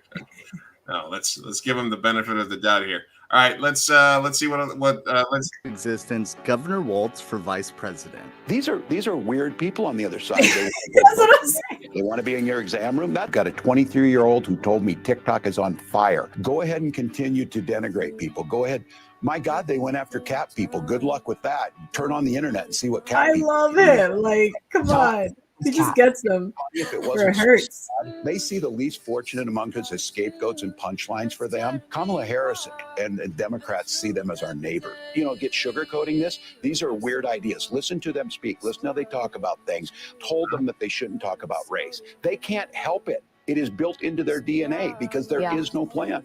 There's no healthcare plan. Why are they using "Do You Have to Let It Linger" as the background song? That's a weird choice. I will give you that. Did you have to? Did you have to? Man, there's no healthcare. Could have been a rock freaking banger, like alliances, and leave Russia to do whatever they want. The minute they all step on the stage, the American people have lost. Are they going to debate who can ban the most books? The same old failed See policy. what I mean? Like, yeah, he's so good at putting it concisely. Healthcare plan is. Donald Trump told us he would do that on day one back in 2017. There's nothing there. But you've legalized recreational marijuana. You passed universal background checks on guns. You expanded LGBTQ protections. You implemented tuition-free college for low-income Minnesotans. There's free breakfast and lunch for school kids. What a monster. Kids are eating and having full bellies so they can go learn, and women are making their own healthcare decisions. And we're a top 5 he just business puts it state, so and, well. We also rank in the top 3 of happiness. To think that any way this is normal. You got a former president that thinks calling names and spreading lies is the way to get people. They're Bonzo, what's the couch fucker going to do about it? They're vice presidential candidates. They don't do shit. They just make the other person look good. Couch fucker Vance is not going to do anything else more than this guy. continuing to shrink the electorate on their side. Their ceiling and their floor. Also, JD Vance fucks couches. Same, and I don't think it's going anywhere. So I'm just excited. What I know is that people like JD Vance know nothing about small town America. My town had 400 people in it, 24 kids. Anyway, this guy seems like the real deal, or it seems He's solid. He's a Freaking solid. Gets shit done. Good values. And he's white and he's old. Come on. Everyone has to love him. Cherry, I have to warn you about JD Vance. This is serious. Listen, beware the couch fucker. Did you hear about JD Vance fucking couches? I heard, yeah. I didn't, I mean, pay too much mind because, you know, whatever. That's the least of my worries. But yeah, I heard about that. These people are Yeah. weird. Inflation is a bitch, obviously. Yeah, I understand it, but a lot of it is corporate greed. Yeah, record profits and just fucking, you know. Yeah. But yeah, but the whole thing is that JD Vance might fuck his couch. The real hard hitting issues here. Yeah. Yeah, and Vance's victims are speaking now. Oh my god. Yeah. Jesus. Yeah, and then the whole cat lady thing. They're focusing on the race. She's not black. Like, okay, are you not allowed to be biracial? Like, are you that dumb? Cat lady thing, like, okay, you're just alienating more and more supporters, like would-be supporters. But okay, it's like they don't want votes. Like, you guys are, and what sucks is they're gonna lose, and then they're gonna be like, it was rigged. Like, shut up. Republican Party has become such a joke. It's a joke. Yeah, absolutely. And I mean, you can say, what's this guy gonna do? What's Kamala gonna do? Probably nothing. They're a joke too, but at least they're playing it better. Yeah, absolutely. They're not gonna do shit, but at least they're saying words. Show me one thing that show me one policy. Show me any one policy other than give more tax breaks to billionaires that Trump is gonna do that you can articulate that's going to fix the economy. What is he going to do? What is one thing that he's going to do? It's just like blatant, like just commentary of like, we're gonna have the best economy and we're gonna have no immigrants. Is it the illegals? Is closing the border gonna fix the economy? What is it? What is the thing that he's gonna do? I don't know what Republicans have. They have no policy. They have no agenda. All their agenda is to move shit back, put a freaking demigod in charge, put people that are yes men in charge of all the major departments, get rid of the Department of Education. That's going to help us out a lot, making more stupid people. That'll help us out. School vouchers, is that going to help us out? More tax cuts, tariffs on China, is that going to fix the economy? No, I mean, it's going to have to be reining in corporate greed and fucking stronger unions, raising pay. If prices are going to go up, then I think, just give everybody more money. UBI, baby. Oh give my me God, some I love UBI. that. Remember UBI and universal health care? Like, it's going to be something. Yeah, it's corporate greed. It's corporate greed. It's fucking the thought that we're late stage capitalism too, man. It's like, yeah, that's the thing. Like 80s when they deregulated corporations and they started, getting into politics. I mean, that was it. And now we're, like you said, in late stage capitalism. These are just the results. The United States has been an experiment and we are losing and we're at the end of it. All right. So the best we could hope for is at least getting these people to give us scraps. I'll take some tuition forgiveness. I'll take some free healthcare. Not UTI, UBI. Yeah, UTIs for everyone. Yeah, everybody get dirty. Here's this in a nutshell here. Dems, Vance is weird. GOP, people can't afford groceries and all you got is name calling. But meanwhile, Crooked Hillary, Sleepy Joe, Crazy Bernie, Pocahontas, Mini Mike, Blind Ted, Little Marco, Shifty Schiff, Crazy Nancy, Pencil Neck, Little George, Nasty Woman, Laughing Kamala, Crazy Kamala, loser. That's a solid comeback. It's like you guys have nothing but name calling. So I don't know. None of this is helpful. None of this is helpful. No. What are you gonna do? We're not solving anything. We're solving anything. Yeah. We're not solving anything here. I do think that kind of belittling their whole like stances and calling them weird is productive in the sense that, yeah, it's name calling, but at the same time, it's accurate. How freaking weird is everything that comes out of their mouth? Like nothing has been productive or even like sane for the last freaking, I don't know how long. Like the fact that I miss George W. Bush because he made more sense is ridiculous. Yeah. Let's more waltz here. And of course the attacks, they're gonna try to swift vote him like they did with the guy that was up against Bush II, Jim Who am I thinking about? I'm not Carrey. sure. Carrey, Okay. right? Not Jim Actor? Carrey. Oh. Not the actor. Wow. The politician that his wife owns ketchup. Somebody knows. Drawing a blank here. He went up against George Bush in the second election, I believe. W or father? Yeah, they no W. Not Jim Carrey. What's this guy's name? Swift Boats. Just Google Swift Boats because that's what they did. John Kerry. Yes, John Kerry from John Kerry. Massachusetts. Thank you. Sorry, I'm a little high. So basically, John, you idiot.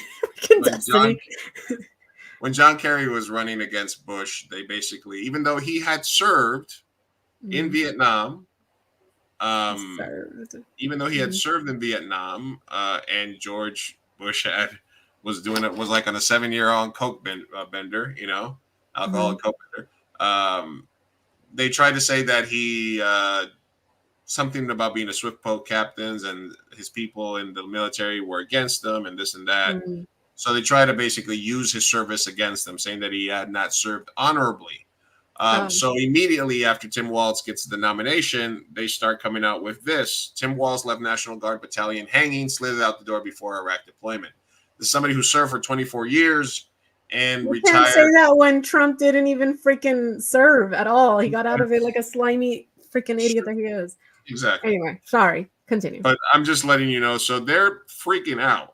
Because they don't really have much. They're gonna say he's got far left policies. His far left policies are school lunch, weed legalization, and codifying Roe v. Wade. 3 things that are wildly popular amongst everybody. Yeah, and I think that's the crux of it, is like the fact that these are all popular, and so now you have 2 people running that I don't like Democrats, right? But at the very least, they're running on very popular policies, and I think that agenda is gonna be more popular with the voters, like by and large, because again, it's just shedding a light onto like the fact that Republicans don't have an agenda, nothing to go on. Bernie Sanders, Tim Walz is a great asset to Kamala Harris' winning campaign. He is a former public school teacher, football coach, strong union supporter. Yeah. He would have been a Republican before. Like, again, like Democrats, these are people that would have been solid Republicans 10 years ago, you know, when they were a little more serious, that party. But now it's just a bunch of batshit people yelling about racist fucking propaganda and shit. Like, this is so unserious. So yeah, I think the Democratic Party has it locked. Knock on wood, of course, but a majority of people are pro-progressive issues, even if they don't know it, they're for it. For example, immigration, when compared to mass deportation and a pathway to citizenship, Democrats, Republicans, independents total 61% of Americans favor lighter immigration, those pathway to citizenship, as opposed to the thing that they had on posters at the Republican National Convention, which is mass deportations now. They want to go back to Operation Wetback and a bunch of other shit that they try to do to kick a bunch of brown people out of the country. No agenda other than hate. You know? Yeah. So plenty of hateful people, but I do think that it's still a minority in the country. So yeah, Donald Trump claims Tim Walz will unleash hell on earth. They are coping so bad. Oh, we love to see it though. They're squirming. They're grasping at straws and squirming. It's okay, sure. Well, Democrats don't like strong eyebrows. Oh yeah, I don't like them either. So, all right, one more Tim Walz video here, and then and they're keeping it. Hey, Minnesota, Governor Walz here, out at the State Fair with my daughter. Hope. Every year we as a family do something old and something new. I get to pick something, a classic, the old mill ride, to do that. And then Hope gets to pick something new. I think we're going to go do the slingshot. Which I don't know what it is, and they're keeping it from me. But then we're going to go get some food, corn dog. I'm vegetarian. Turkey then. And Turkey's meat. Not in Minnesota, turkey special. And we will do some of those things and report back. Oh my! This is awesome. Yes. How could you hate on that? How could you hate him? I mean, listen. Yeah, I don't know. It's cute. It's cute. He's cute. But again, I like to focus on policy, and this man has it. I mean, he has a good track record. Who is going to do all the work if they close the border? Johnny Papas, they are black people, because Trump has said that immigrants take away black jobs. So, basically, yes, that's what he said. He said that in front of the National Association of Black Journalists. He said immigrants are taking away black jobs. So, okay. All right. So Trump literally wants black people to go back out into the fields. Yeah. And pick strawberries. It's fucking weird, man. That's literally what they're saying. They're saying that Latinos, immigrants, are taking away black jobs. Yeah. Well, all right. Sure. Whatever floats your boat, man. Whatever else, yeah. Anyway, that's what's happening in the world of politics. Yeah. Catching up on a story that happened. We talked about this a while ago. There was a police officer that was laughing about the death of a woman that got killed in a police-involved crash. Oh my God. Remember, I think we did a story while I was a police officer in Seattle.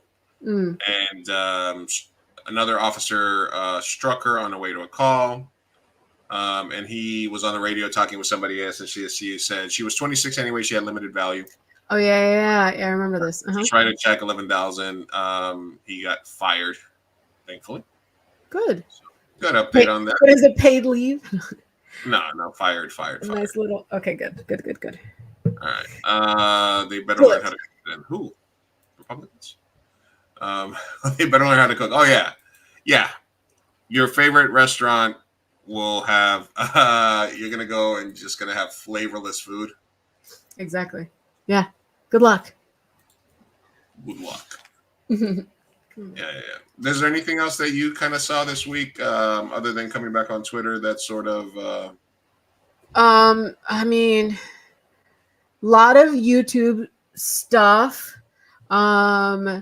I think the Brooke Schofield thing is the drama that dropped, and basically Brooke Schofield, she does a podcast with Tana Mongeau, and long story short, old tweets, this is a common story where people pull up very old tweets that were racist, insanely racist stuff, just like making fun of like George Floyd, just very MAGA crazy cringe shit.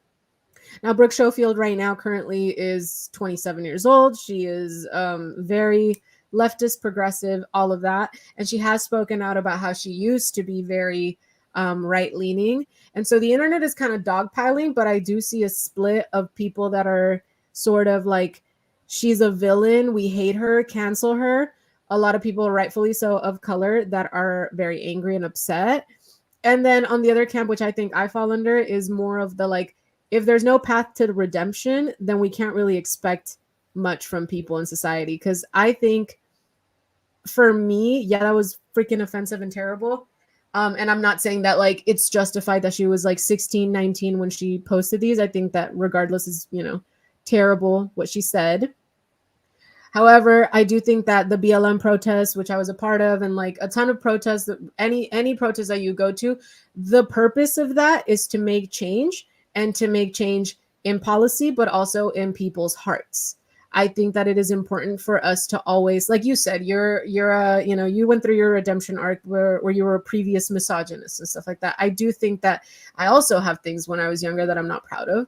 And I think that if we want to see a better society, we would benefit from allowing people to have a redemption arc. This is not me defending her. But I do think that we need to allow people to grow and not necessarily dogpile when, very old, mind frames come up when they already kind of denounced it. Then she put out a statement as well, further denouncing it, kind of talking about her history of growing up with a MAGA family and stuff like that. And yeah, I just like a good redemption arc. Okay, I am not defending her. I don't care for her. I don't know her. But like for example, I don't know you, but you know the what is the church lady that literally goes to funerals of gay people and like pickets, the Westboro Baptist Westboro Church. Baptist Church. Yeah. So the daughter, for example, like that's a full cult. She had to run away, her and another sister, and she has a beautiful TED Talk. I highly encourage everyone to go listen to it, and it's about the growing up in the church and having that mindset and then getting out of it. You have to.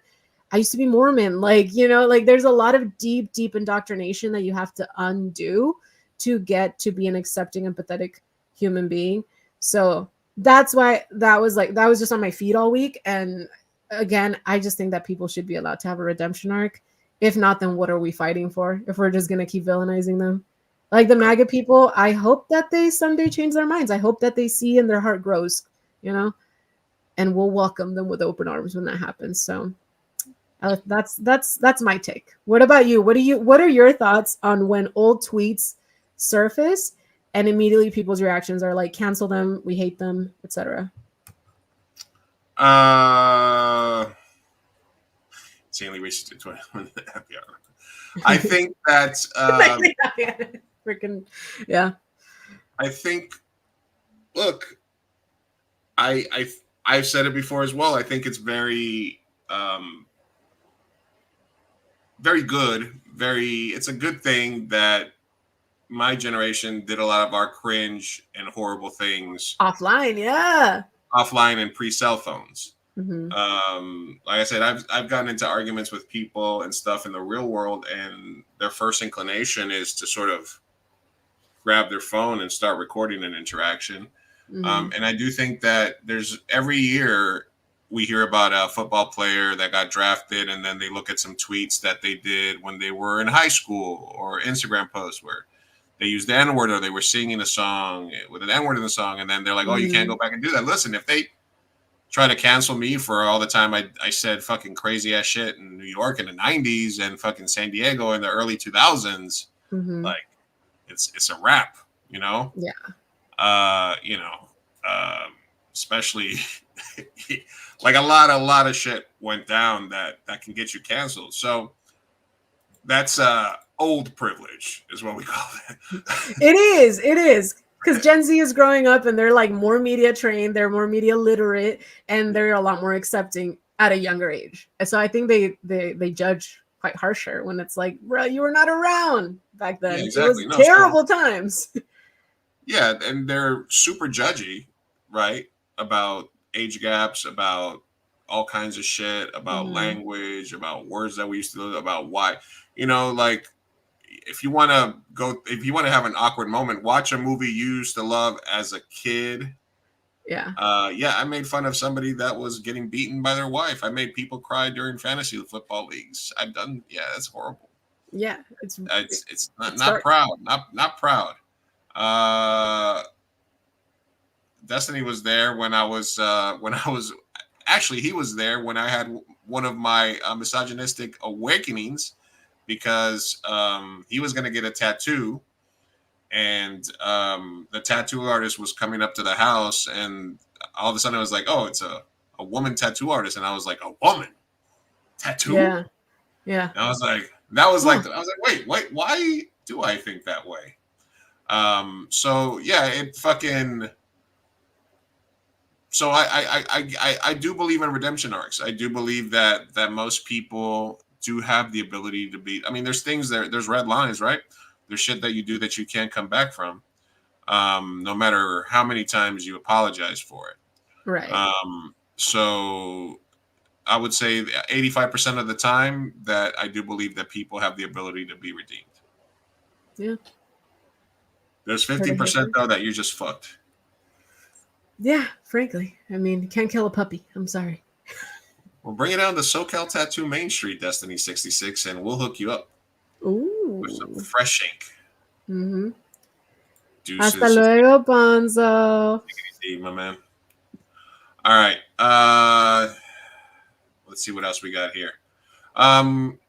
Yeah, so that's what's happening in the world. I do have some anonymous ways. We'll do a palate cleanser real quick, and then we'll get into that real quick. Thank you guys, everybody that's joined us on Instagram, on Facebook, on YouTube, everywhere that you get your podcast. This was an interesting. I think this is an old one, but this is Andy Serkis reading some tweets as Gollum. Some Trump tweets. Oh, I love Andy Serkis. The fake news media has never been so wrong or so dirty. Oh. Purposely incorrect stories and phony sources. I love him. Meets their agenda of hate. Sad. I love him. Listen, just that one if you don't mind. Yeah. Despite the constant negative press, kerfuffle.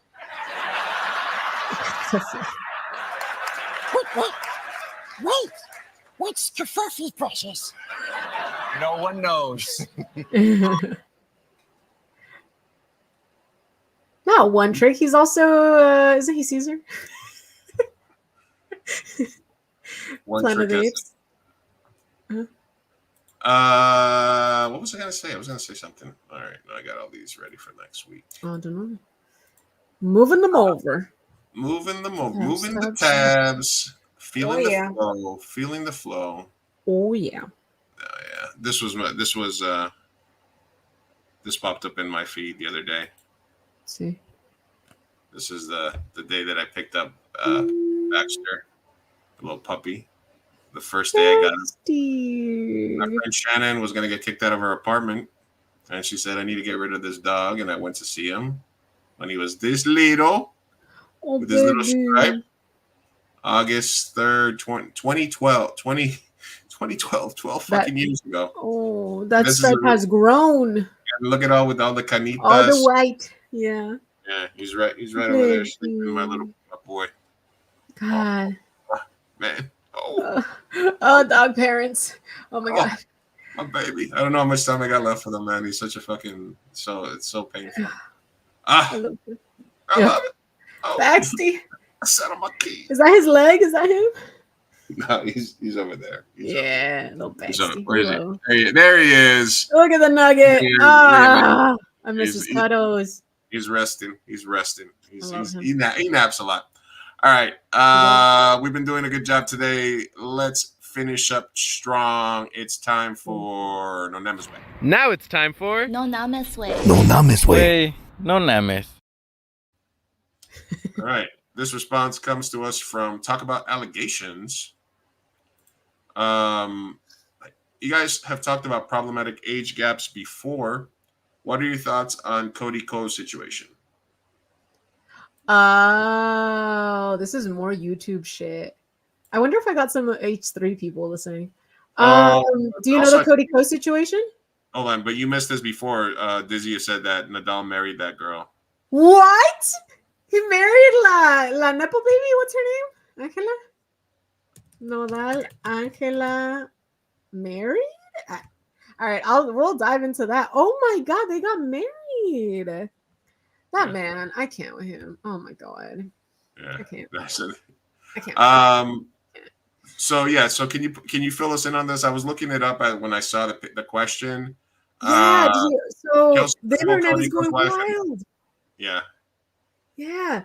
So, I mean, a little synopsis of it. Cody Ko, famous YouTuber, kind of like the Colleen Ballinger. It's someone that I actually really loved watching. Love his wife, Kelsey Kreppel. They just had a baby. Beautiful. Brooke Schofield, the girl that we talked about earlier, the podcast that she has with Tana Montague, whatever.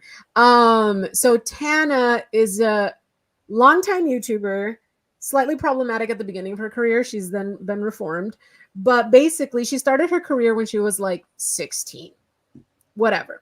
So then Cody Ko is this beautiful, you would call like a very typical, like nice guy, funny, comedic white dude on the internet. Like that was the perception of the, you know, audience perception of him.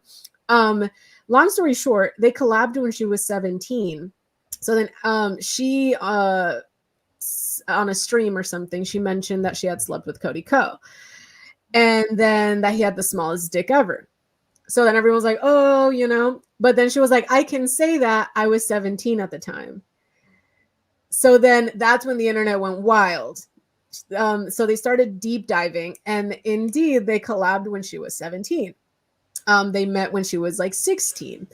Now there are videos of Cody Ko looking at her a certain way, and then there's other statements from another YouTuber, Gabby Hanna, who corroborate the allegations of them sleeping together, because basically it happened at an event, and Gabby Hanna was like, at the time, she's like, there's this YouTuber, unsaid the name, but she said that I warned him that the girl was 17, and he said, oh, okay, thank you for letting me know, then still went and fucked her. Right? So basically this was whenever she was 17. I don't know. She's like 27, 28 now. So basically Cody Ko has two options, because now we just, you know, that was just unleashed into the internet. He has since, and this is where me being a viewer of him and a fan kind of comes into play, because it's the same thing with the Colleen Ballinger thing. He has said nothing. And he's just kind of going silent on it. A lot of people are like saying because there could be legal action. Tana has said that she's not going to do anything legal. And also I feel like with the time frame, there's not a lot that you can, you know, put him behind bars or anything with. So I don't know. He just hasn't commented. And the age gap, he was 25 at the time. She was 17. So the statutory rape, yeah. But the statutory limitations as it's pretty much expired. So my thought is, if you didn't do it, first thing you want to do is be like, that bitch lied. This is a lie. You know, he's not saying that. And then I think last week or something, because he owns his own studio, and they came out with a really cringe statement, and it was like, it's just been like a whole thing.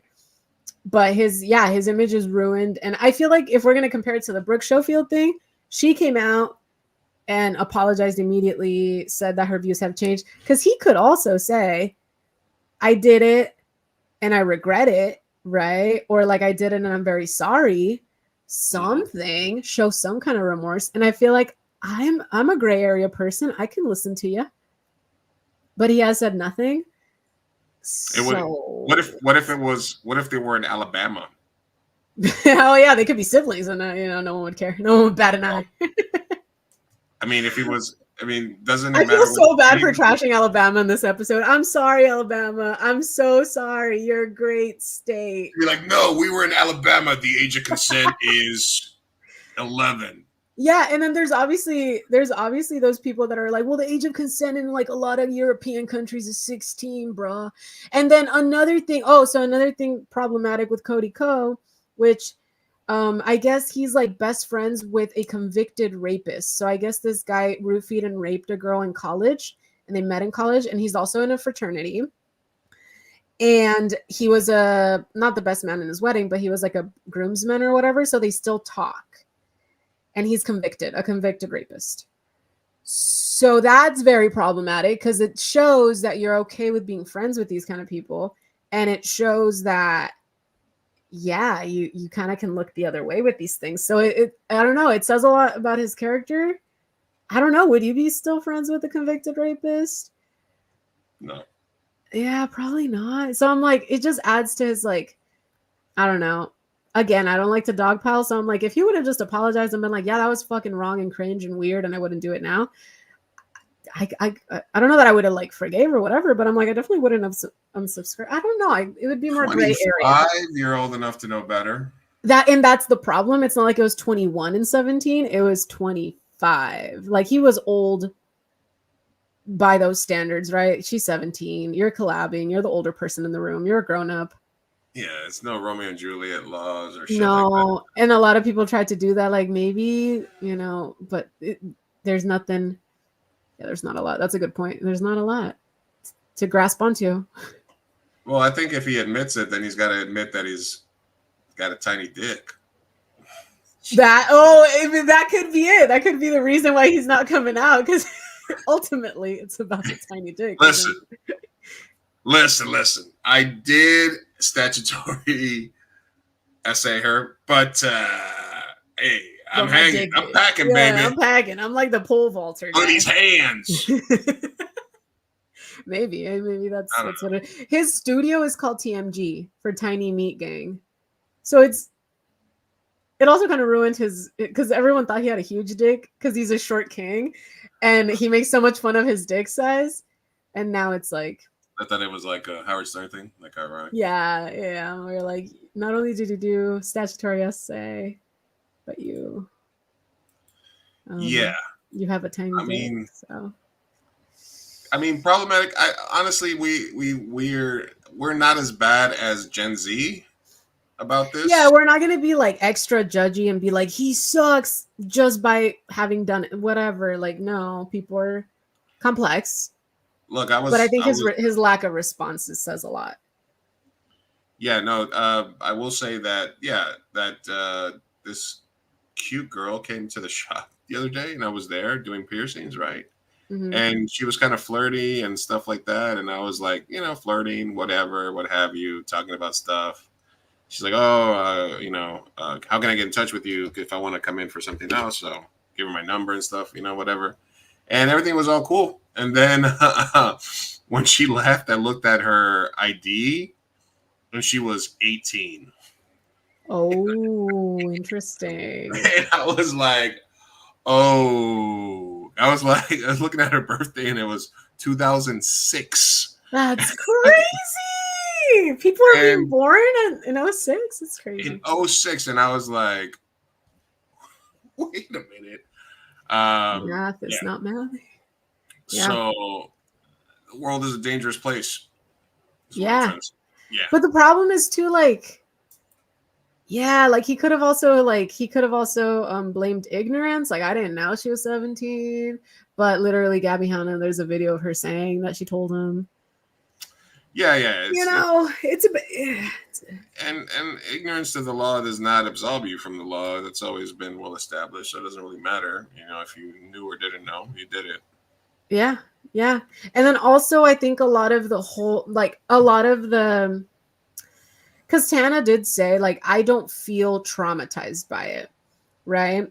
She was like, that doesn't mean it's not wrong. She is now, like 27, around that age. And she's like, I would never fucking do that. I think it's so disgusting. And there's a trend going on with that because, like, for example, Demi Lovato at 29, she made that song about Wilmer Valderrama being like, I would never think to fuck a 16-year-old or whatever, however age she was. He was 29, 17, 29. Yeah. So she was 17, he was 29.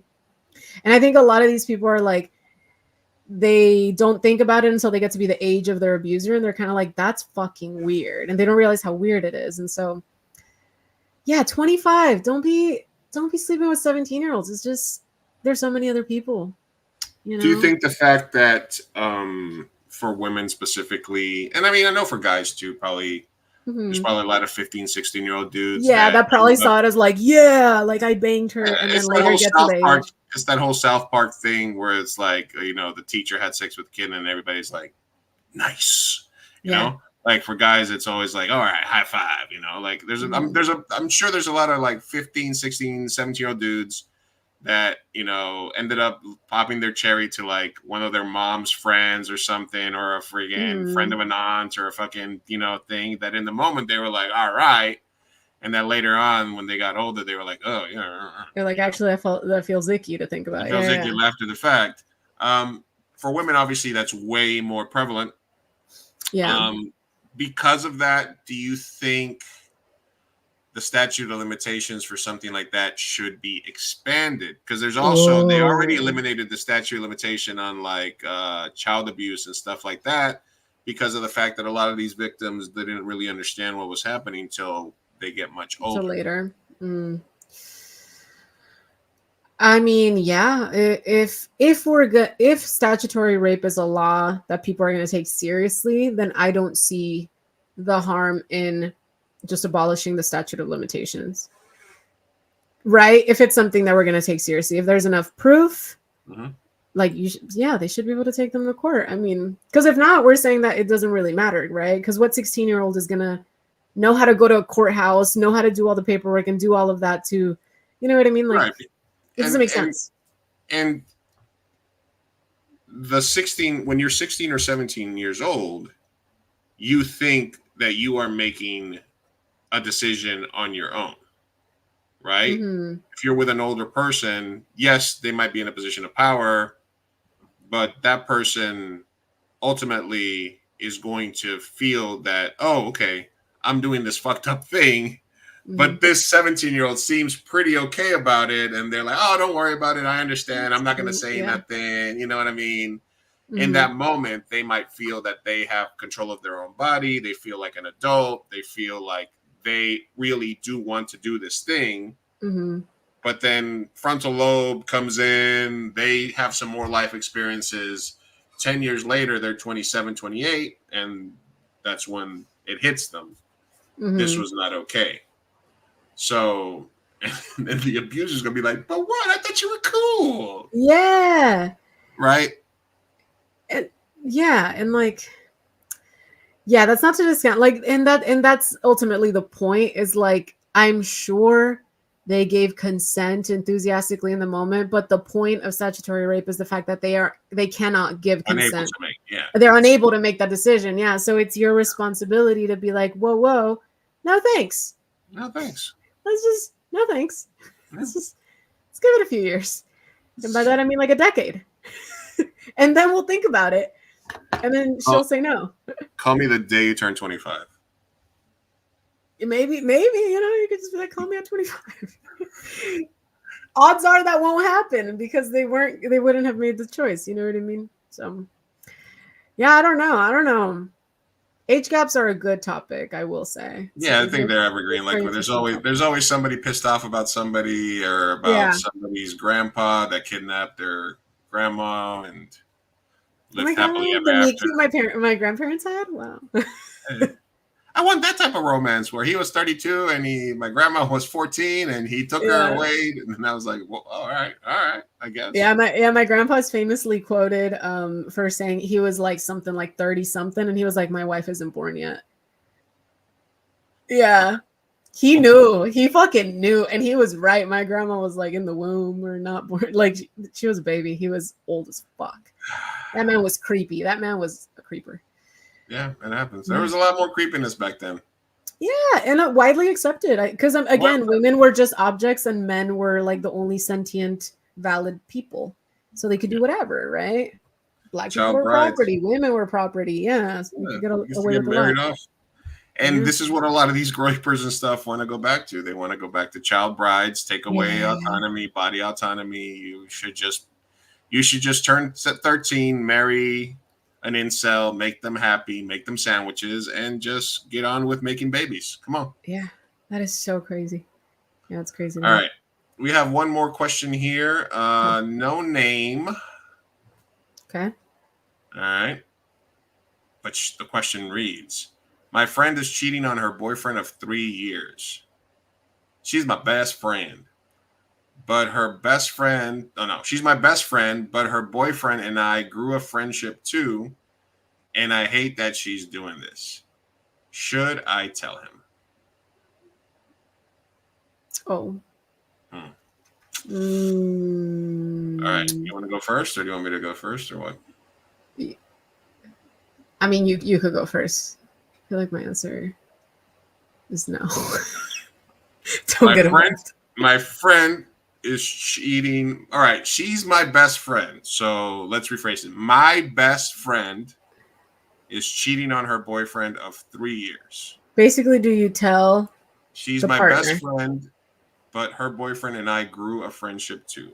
So they're buds. They're buddies. And I hate that she's doing this. Yeah, I mean, if whoever your BFF is dating, you're gonna go close. Yeah. Best friend is dating for 3 years. You know. Yeah. Right. Yeah. My initial thought is just stay out of it because it could get nasty. But as the best friend, you tell her what she's doing is wrong. You know what I mean? It's just one of those hard truths. I don't know. Would you tell the boyfriend? I think that it's a little, I don't know. I want to say maybe it's a little bit different if it's a guy-guy relationship.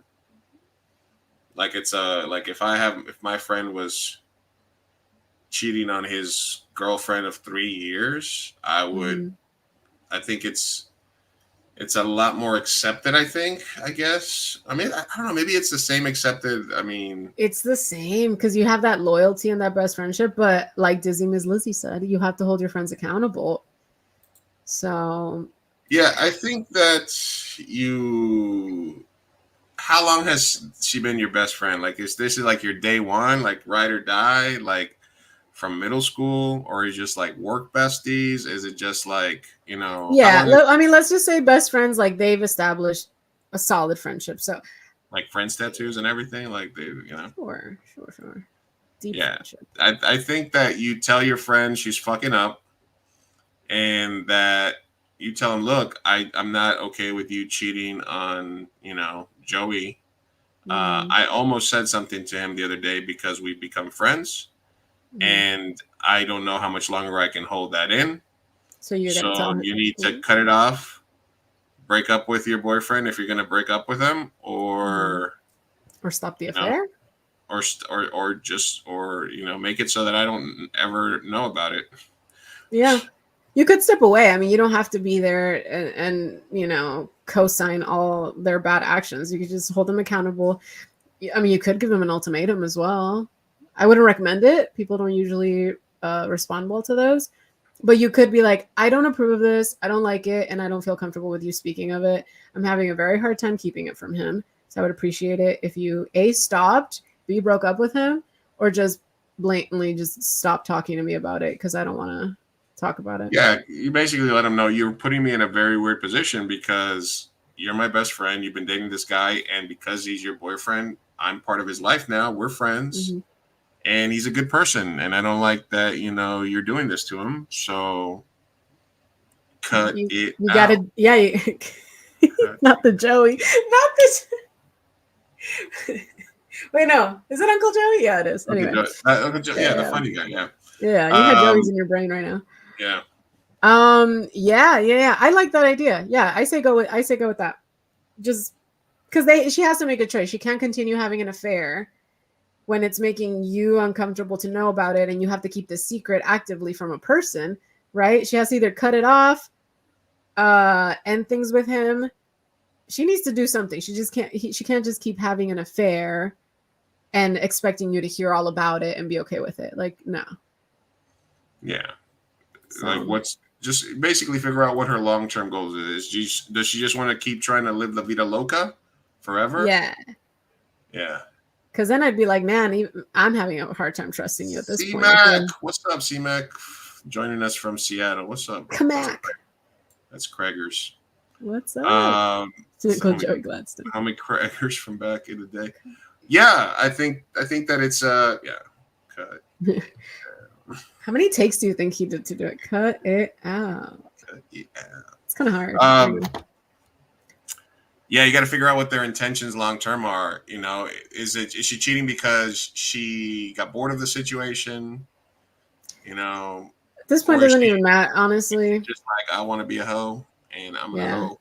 Because even if, like, worst case scenario, even if he's abusive, if you're in a relationship and you are monogamous and that is your rules, you are cheating, right? And so if you're uncomfortable with that, put up your boundaries as a friend and just be like, I'm not willing to listen to this. I don't approve of this. And if you continue, I might tell him. I don't know. I might cut off our friendship. I don't know. But you need to do something.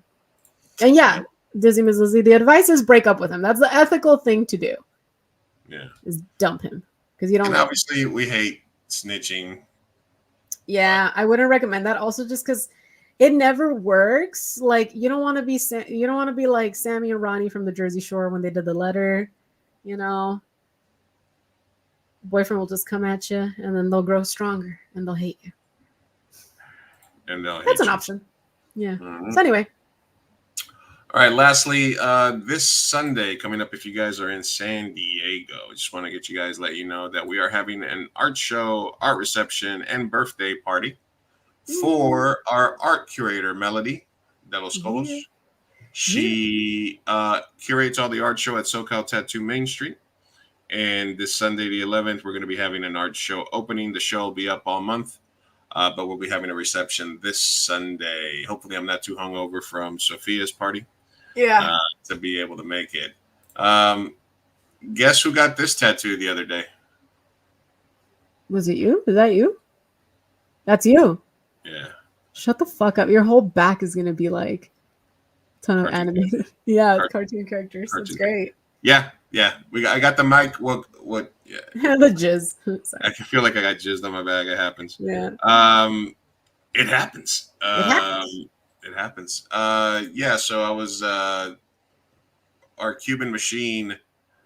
Ramses was going to tattoo me, and he said he wanted to do something original, and he was like, "I have this Michael Wazowski design," and I was like, "Genius!" Okay, I'm gonna do my whole back is gonna be cartoon characters. That's fucking awesome. I love it. We're gonna do Spider-Man, Alf, Lucy, Daughter of the Devil. We're gonna have basically. Oh, that's epic.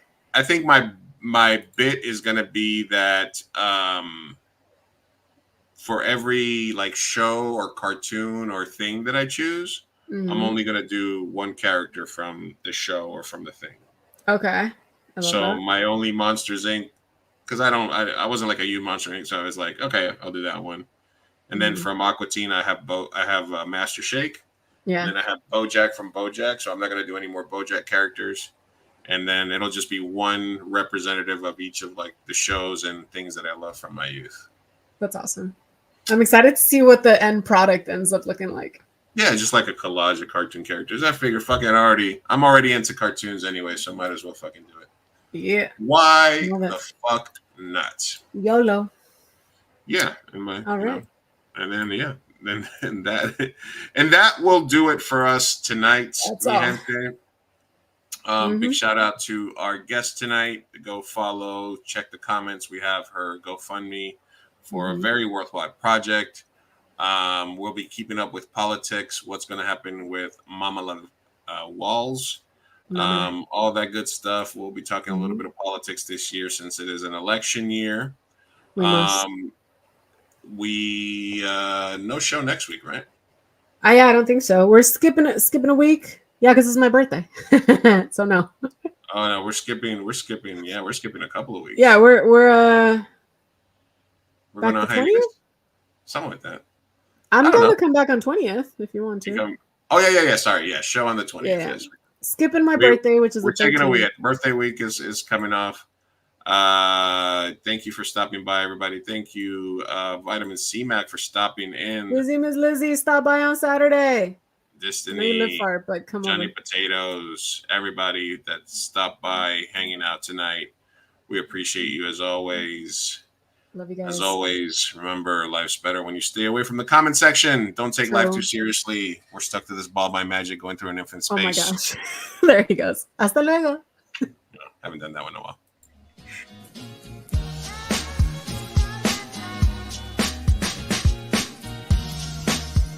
Vamos, papá, hay que irnos. Me estoy aguantando desde que pusieron el domo. Puedes esperar. Muchas personas trabajaron en esta película y solo quieren que te aprendas sus nombres de memoria. Y yo quiero asegurarme de que ningún animal resultó lesionado durante la filmación de esta película. ¡Listo! ¡Uy, palomitas en el suelo! ¡Wow! Espera, parece que Maggie tiene algo que decir. Es su primera palabra.